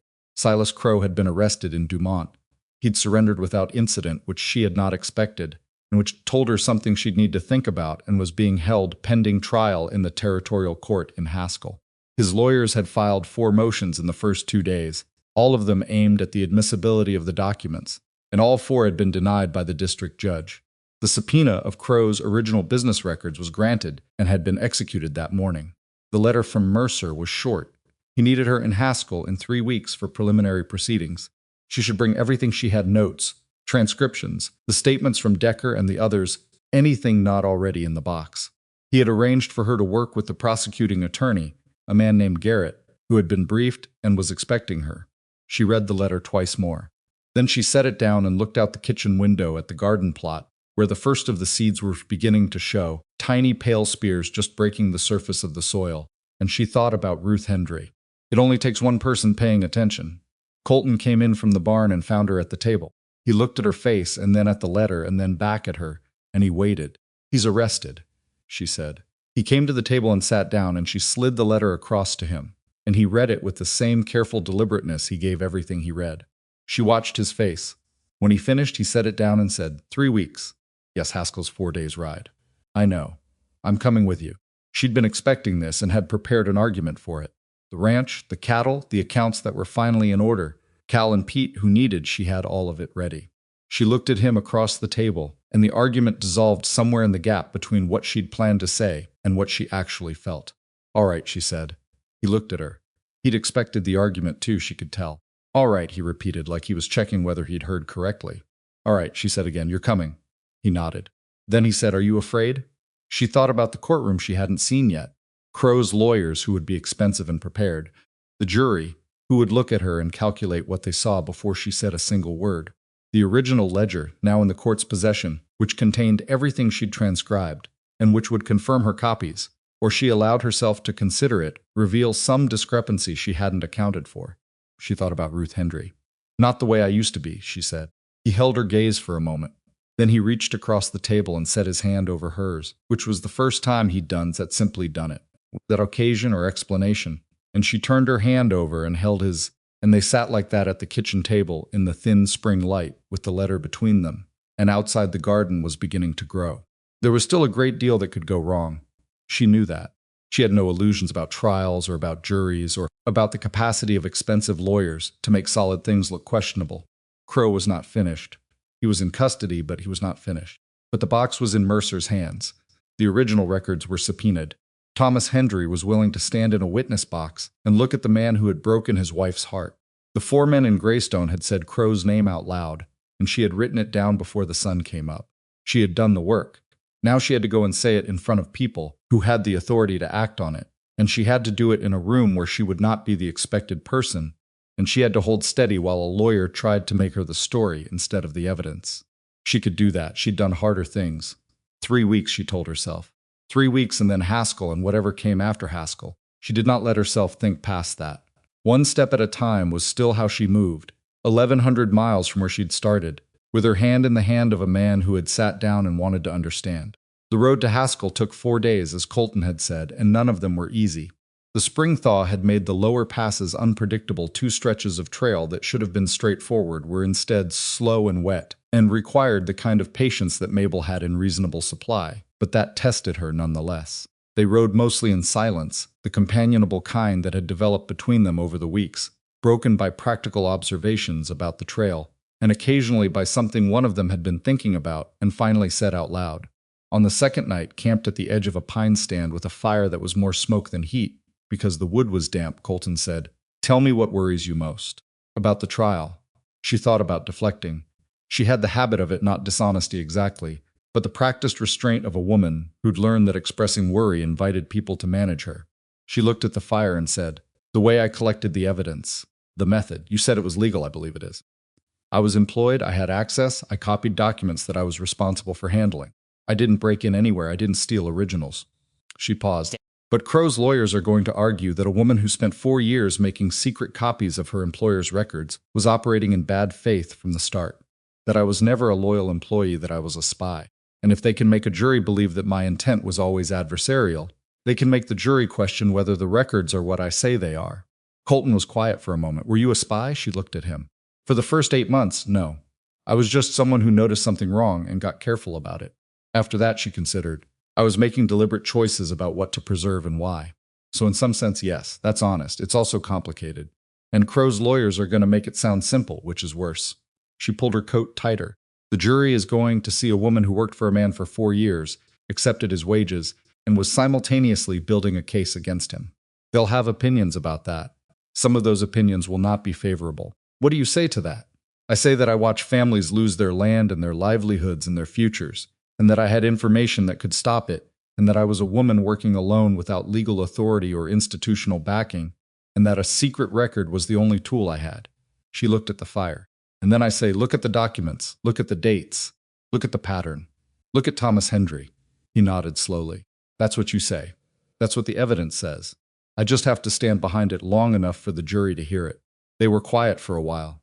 Somewhere in the pines an owl was working, the soft repetitive sound of it moving through the dark. She thought about the courtroom she'd never seen, and the jury she hadn't yet faced, and Silas Crow, who had surrendered without incident, which still bothered her.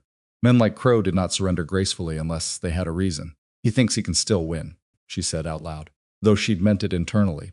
Colton looked at her. Crow.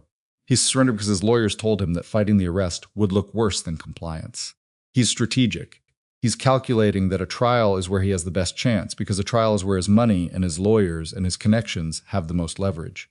She paused. He's not finished. He's repositioned. Then so have you, Colton said. She looked at him across the fire. You've been repositioning since the night you heard him through the door, he said. You're still ahead of him. She didn't entirely believe that. But she believed that he believed it, and in the smoke and damp cold of a mountain camp on the way to Haskell, that was enough to sleep on. Haskell was larger than Greystone by a factor she hadn't quite anticipated, a proper territorial town, with a main street that had 2 hotels and a courthouse, and enough law offices that the density of lawyers was almost atmospheric.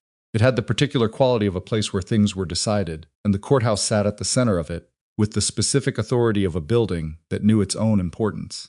They arrived on the 4th afternoon and found Mercer waiting at the hotel. He'd arranged for them 2 rooms, which he'd specified in his letter with a tactfulness she appreciated, because she and Colton were legally married, and also still navigating what that meant in ways that were not yet fully resolved. She thanked Mercer and went to her room and washed the 4 days of road off herself and sat on the edge of the bed for a while and let herself be still. The prosecuting attorney, Garrett, met with her the next morning.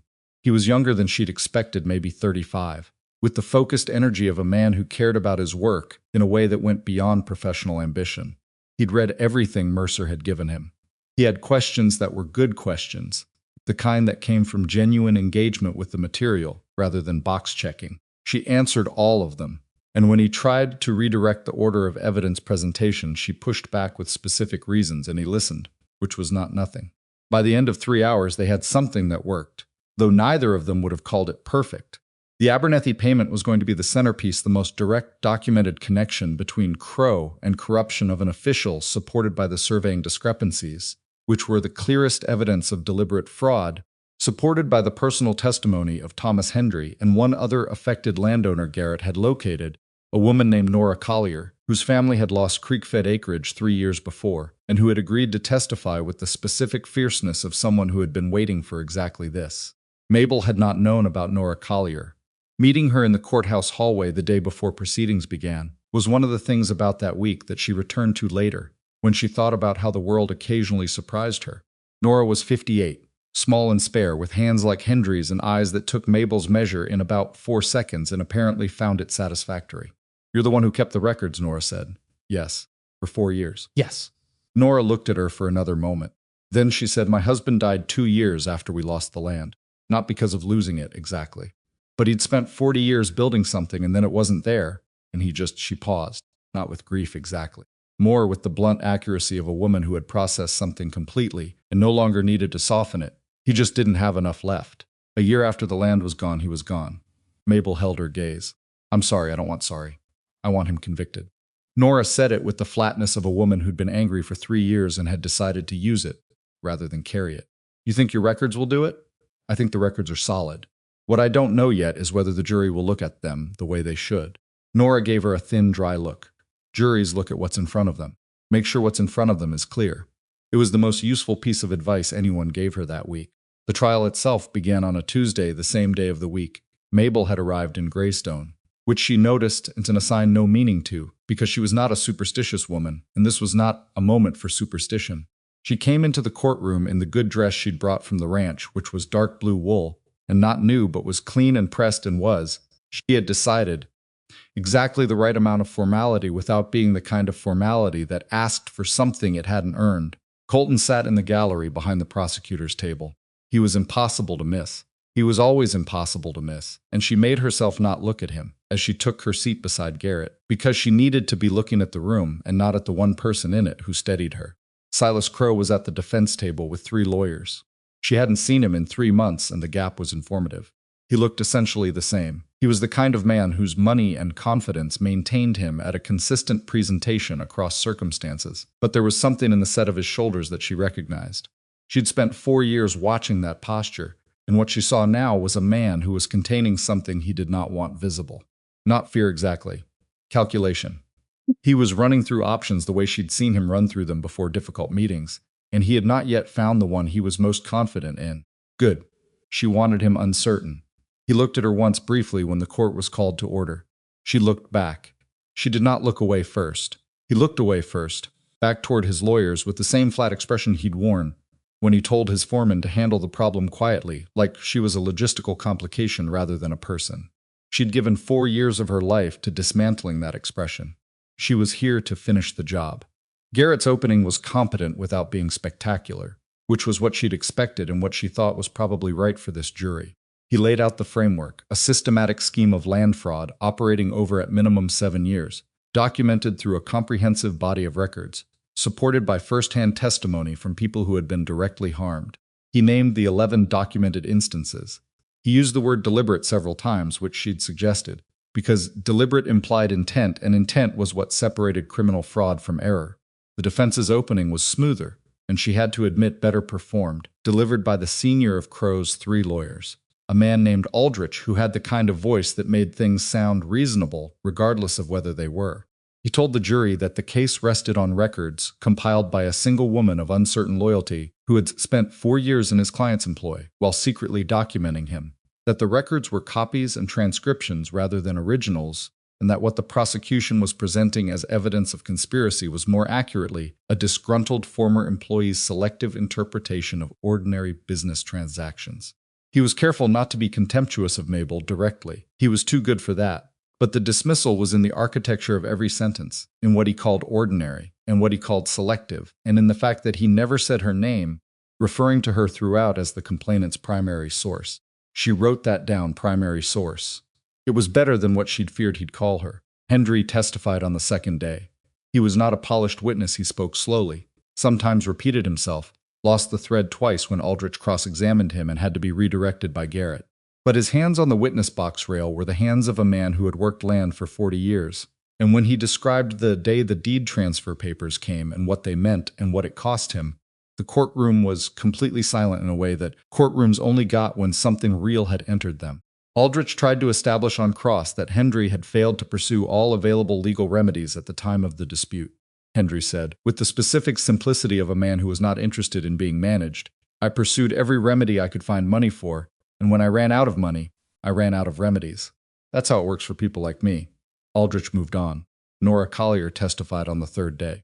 She was better than Hendry on the mechanics of testimony. She'd clearly been paying attention to how proceedings worked and had calibrated accordingly, and when she said that her husband had not survived the loss of their land, she said it without theater, which made it more devastating than theater would have been. Aldrich's cross-examination of Nora was shorter than his cross of Hendry. He recognized, Mabel thought, that pressing a composed widow too hard was a losing calculation with this jury. Mabel was called on the 4th day. She walked to the witness box and settled herself and looked at the jury, 12 men, various ages, the mix you'd expect in a territorial town, and she thought about what Nora had said. Make sure what's in front of them is clear. Garrett took her through the foundation first, her background, her employment, the nature of her work in Crow's office. She answered everything directly and specifically, without embellishment, because embellishment was the enemy of credibility. When he asked her to describe how she'd begun keeping records, she told the truth. She'd noticed a discrepancy. She'd made a copy because she didn't know what else to do with what she'd noticed, and she'd kept doing it because what she was seeing didn't stop. Garrett walked her through the Abernethy payment. She had the transcription memorized, and she spoke it from memory rather than from a document, which she'd decided on deliberately, because a woman who could recite a 4-year-old ledger entry with precision was harder to characterize as unreliable than a woman who needed paper in front of her. She gave the page number, the line, the date, the amount, the notation in full. County Relations, Greystone, 60, September 14th. Garrett then asked if the original of that entry had been located. It had in the ledger subpoenaed from Crow's records office. He had it entered into evidence and read aloud by the court recorder. The entry was identical to her transcription, word for word. She watched 3 of the jurors look at Crow when the recorder read it. Crow's face was controlled, but his lawyers' faces were less so, and the senior lawyer shifted in his chair in a way that told her the Abernethy entry was working the way she'd believed it would. Then Garrett asked her about the night she'd left Crow's employ. She told it plainly. The conversation through the door. The foreman's name. The words handle the problem quietly. The understanding she'd had immediately and completely about what those words meant about her. She said, "I left that night with the box because I understood that if I waited, I would not have another opportunity." She said it without drama and without self-pity, and without any of the hedging language that turned honest statements into equivocal ones. She'd been over this testimony in her mind so many times that it came out clean, and clean was what she needed it to be. When Aldrich rose for cross-examination, she felt the shift in the room that came with it, the jury recalibrating, preparing to evaluate her differently, which was their job, and which she respected as a process, even while she was its subject. Aldrich began with her background. She'd expected this. Her father's debts, her family's various failures, the series of jobs she'd held before Crow's employ. He laid them out with the careful neutrality of a man who was building a picture while appearing merely to establish facts. She answered every question with the same directness she'd used with Garrett. She did not apologize for any of it. When he asked about her father, specifically a bankruptcy filing she'd been tangentially involved with, years ago, she said, "My father had debts he couldn't pay." That's true, it has no bearing on whether Silas Crow altered land deeds. Aldrich looked at her, she looked at him, he moved on. He asked about her methodology for making copies, how she'd accessed the files without being observed, whether she'd used her employer's materials paper, ink to make her transcriptions. She said yes to the materials. She said that she'd used materials that were accessible to her in the course of her duties, and that she'd paid for them with the labor she'd performed, which was not a legal argument but was a human one, and she saw 2 jurors react to it slightly. The small movement of people who have just heard something they find sensible. Then Aldrich made the move she'd been waiting for. He asked her, in the careful language of a man who'd done this before, whether it was true that she had entered into a marriage arrangement within weeks of leaving Crow's employ, specifically a mail-order arrangement with a man she had never met, in a town remote enough that she might reasonably expect her employer to have difficulty locating her. "Yes," she said. "So your marriage was in part a strategy for concealment." "My marriage was a decision I made because I needed to be somewhere I could be safe long enough to get this evidence to a marshal." "Yes. And Mr. Raines, he was unaware of your purpose when you entered into the arrangement. He was unaware of the specifics." "Yes, so you deceived him." She looked at Aldrich for a moment. Then she said, "I didn't tell him everything immediately. I told him within 10 days of my arrival, before I was legally required to tell him anything at all. He chose to stand beside me when I did. You can ask him about it." She paused. "He's in the gallery." She had not planned to say that last part. It came out of a place she hadn't fully mapped, the place where the careful testimony and the actual person doing the testifying were not entirely separate things. She heard a small sound from the gallery that might have been Colton, or might have been the room settling. Aldrich looked at his papers. He'd expected her to be defensive about the marriage question. Her directness had taken something away from him, and she watched him recalibrate.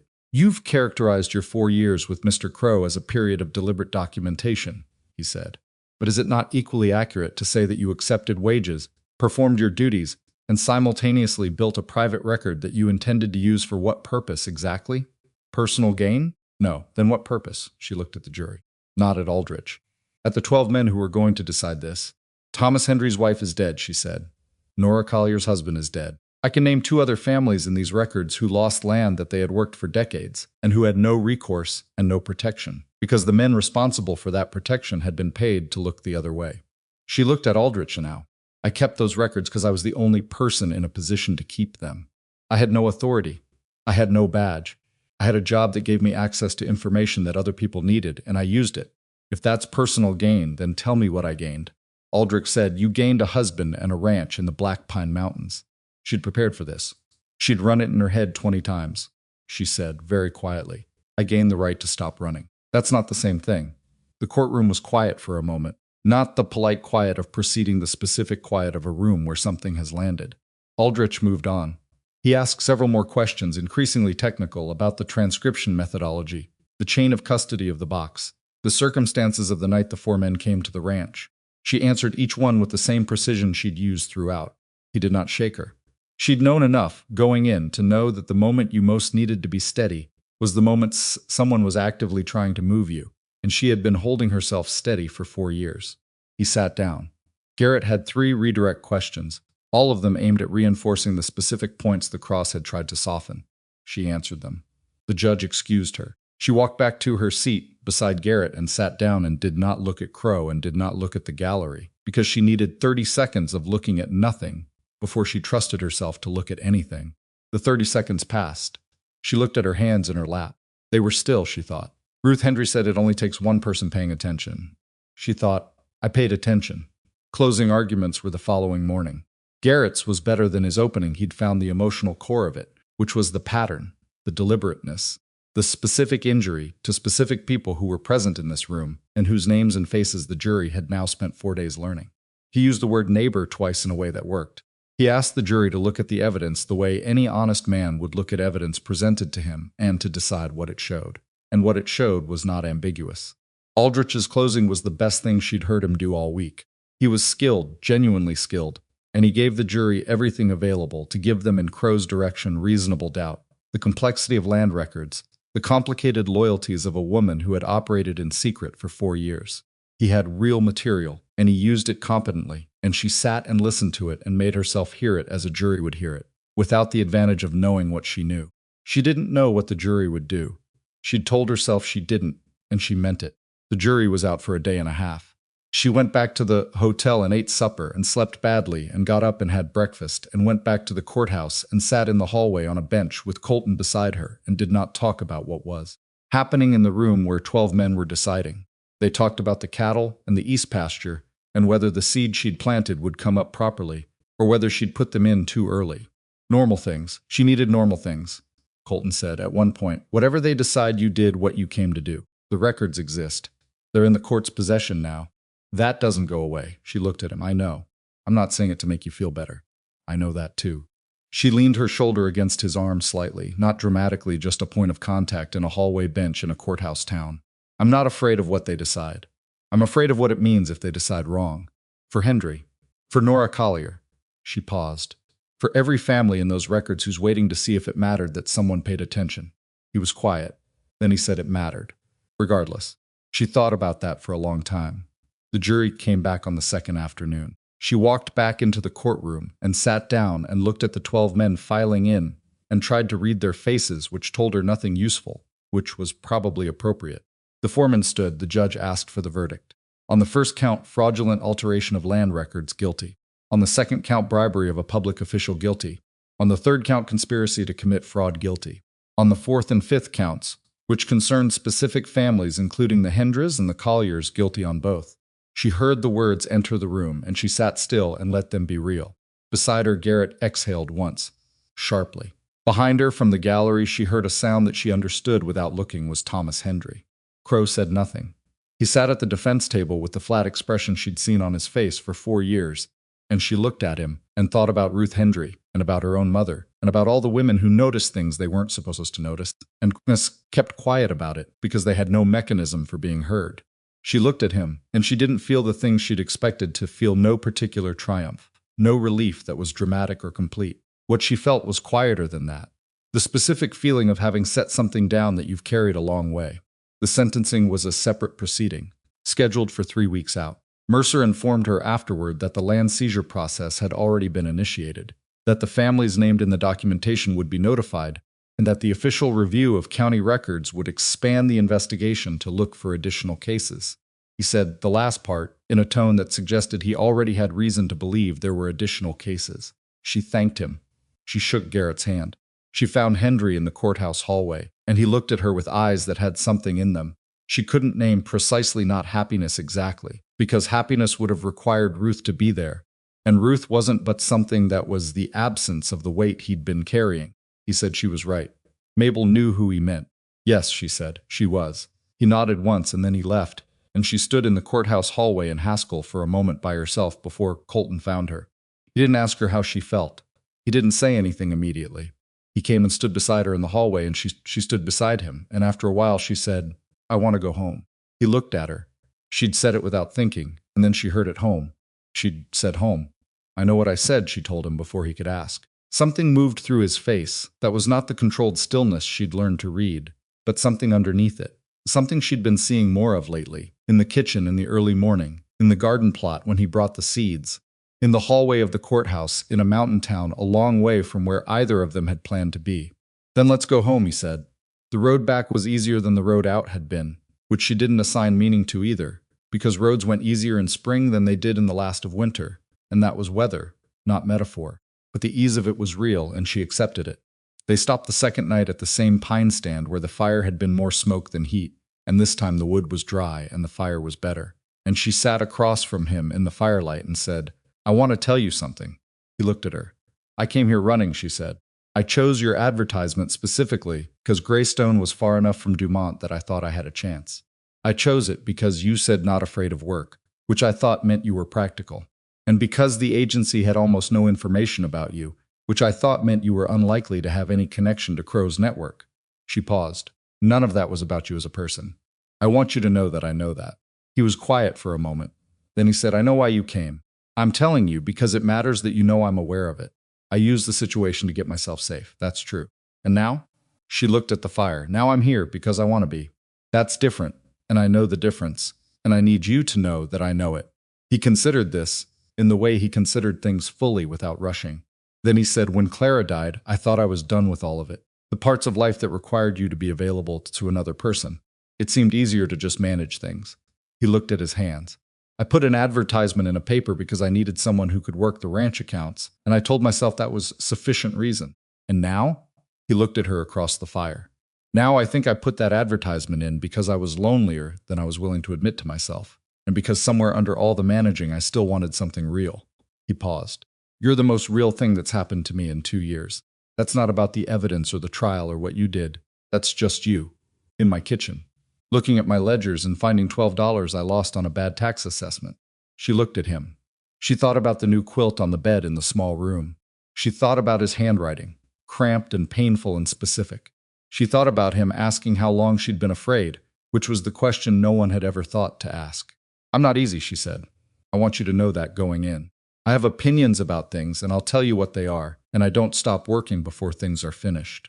"I know," he said. "I've been watching for weeks. And I'm not Clara. I know that too. I'm not who you thought you were getting." "No," he said, "you're better."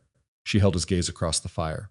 She thought about all the things she'd been careful about saying for years, the habit of restraint that had kept her safe, and that she was going to have to unlearn. Probably slowly, probably imperfectly. "All right," she said. "All right," he said. They were quiet after that in a way that was easy. The fire burning properly in the dry spring night, the mountains around them settling into dark. She looked at the stars through the gap in the pines and thought about a woman who'd stepped off a stagecoach in a strange town with a broken trunk clasp and $31.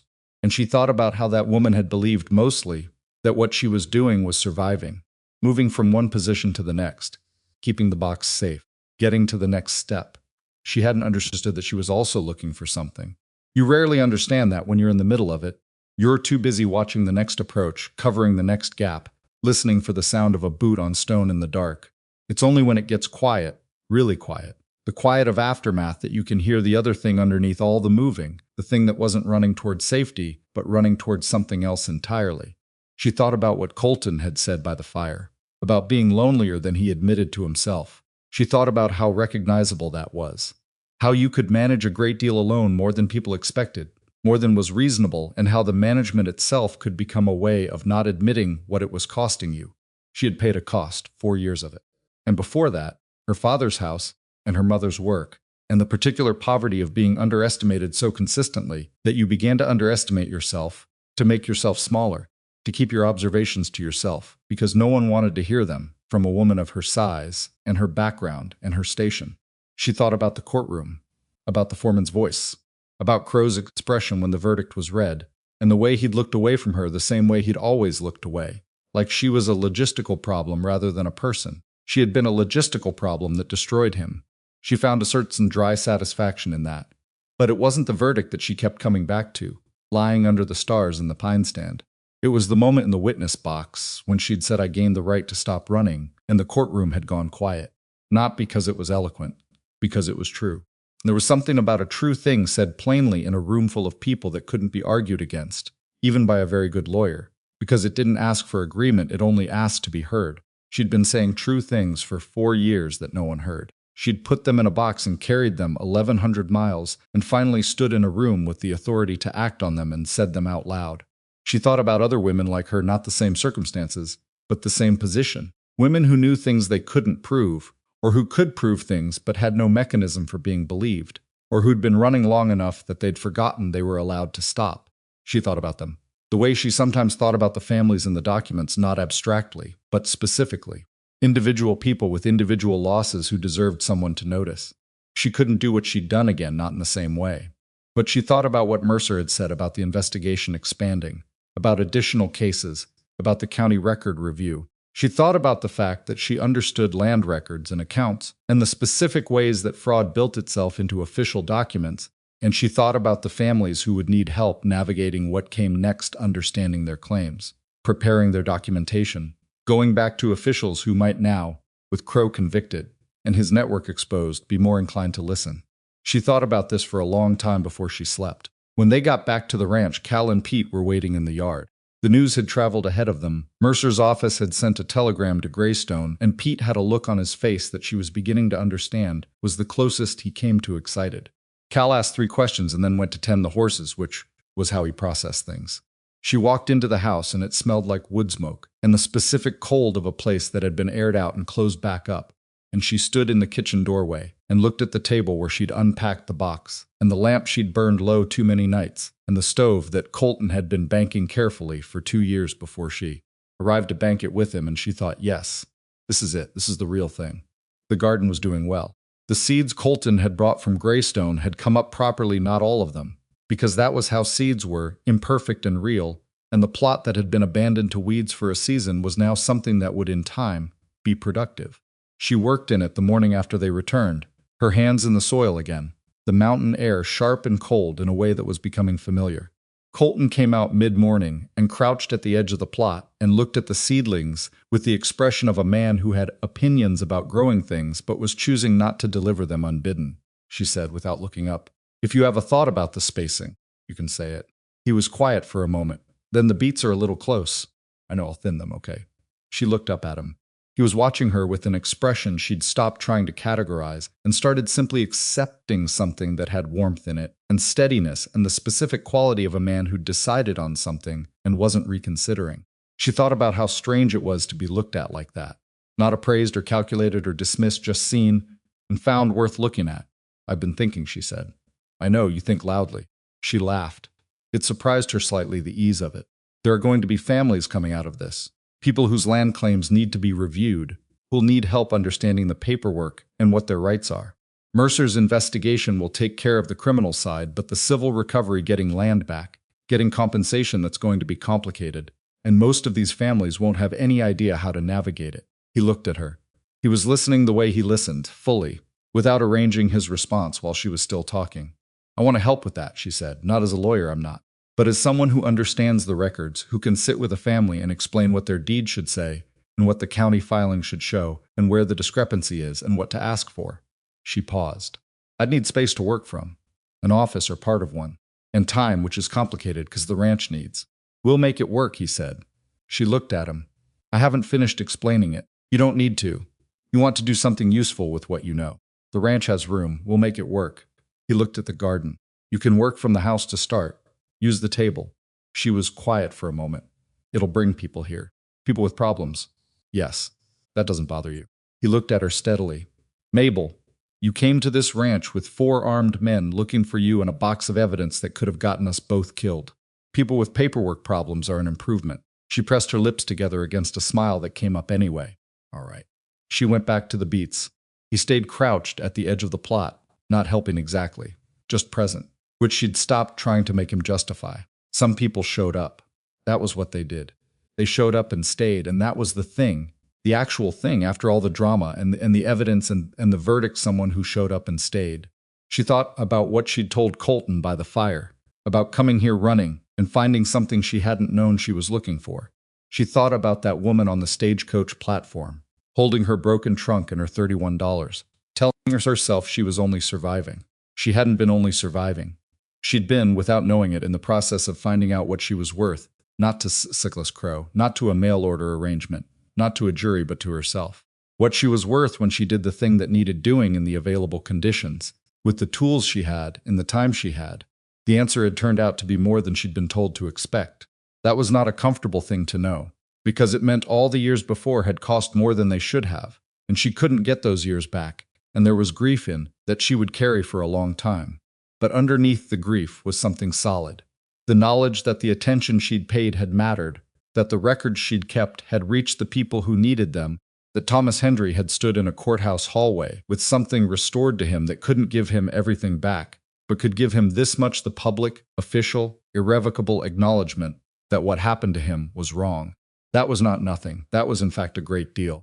The beats wanted thinning, and the morning was clear and cold, and behind her she could hear Colton walking back toward the barn, his boots on the packed dirt of the yard, the familiar weight of him moving through a familiar space. She heard Pete call something from the east fence and Cal call back.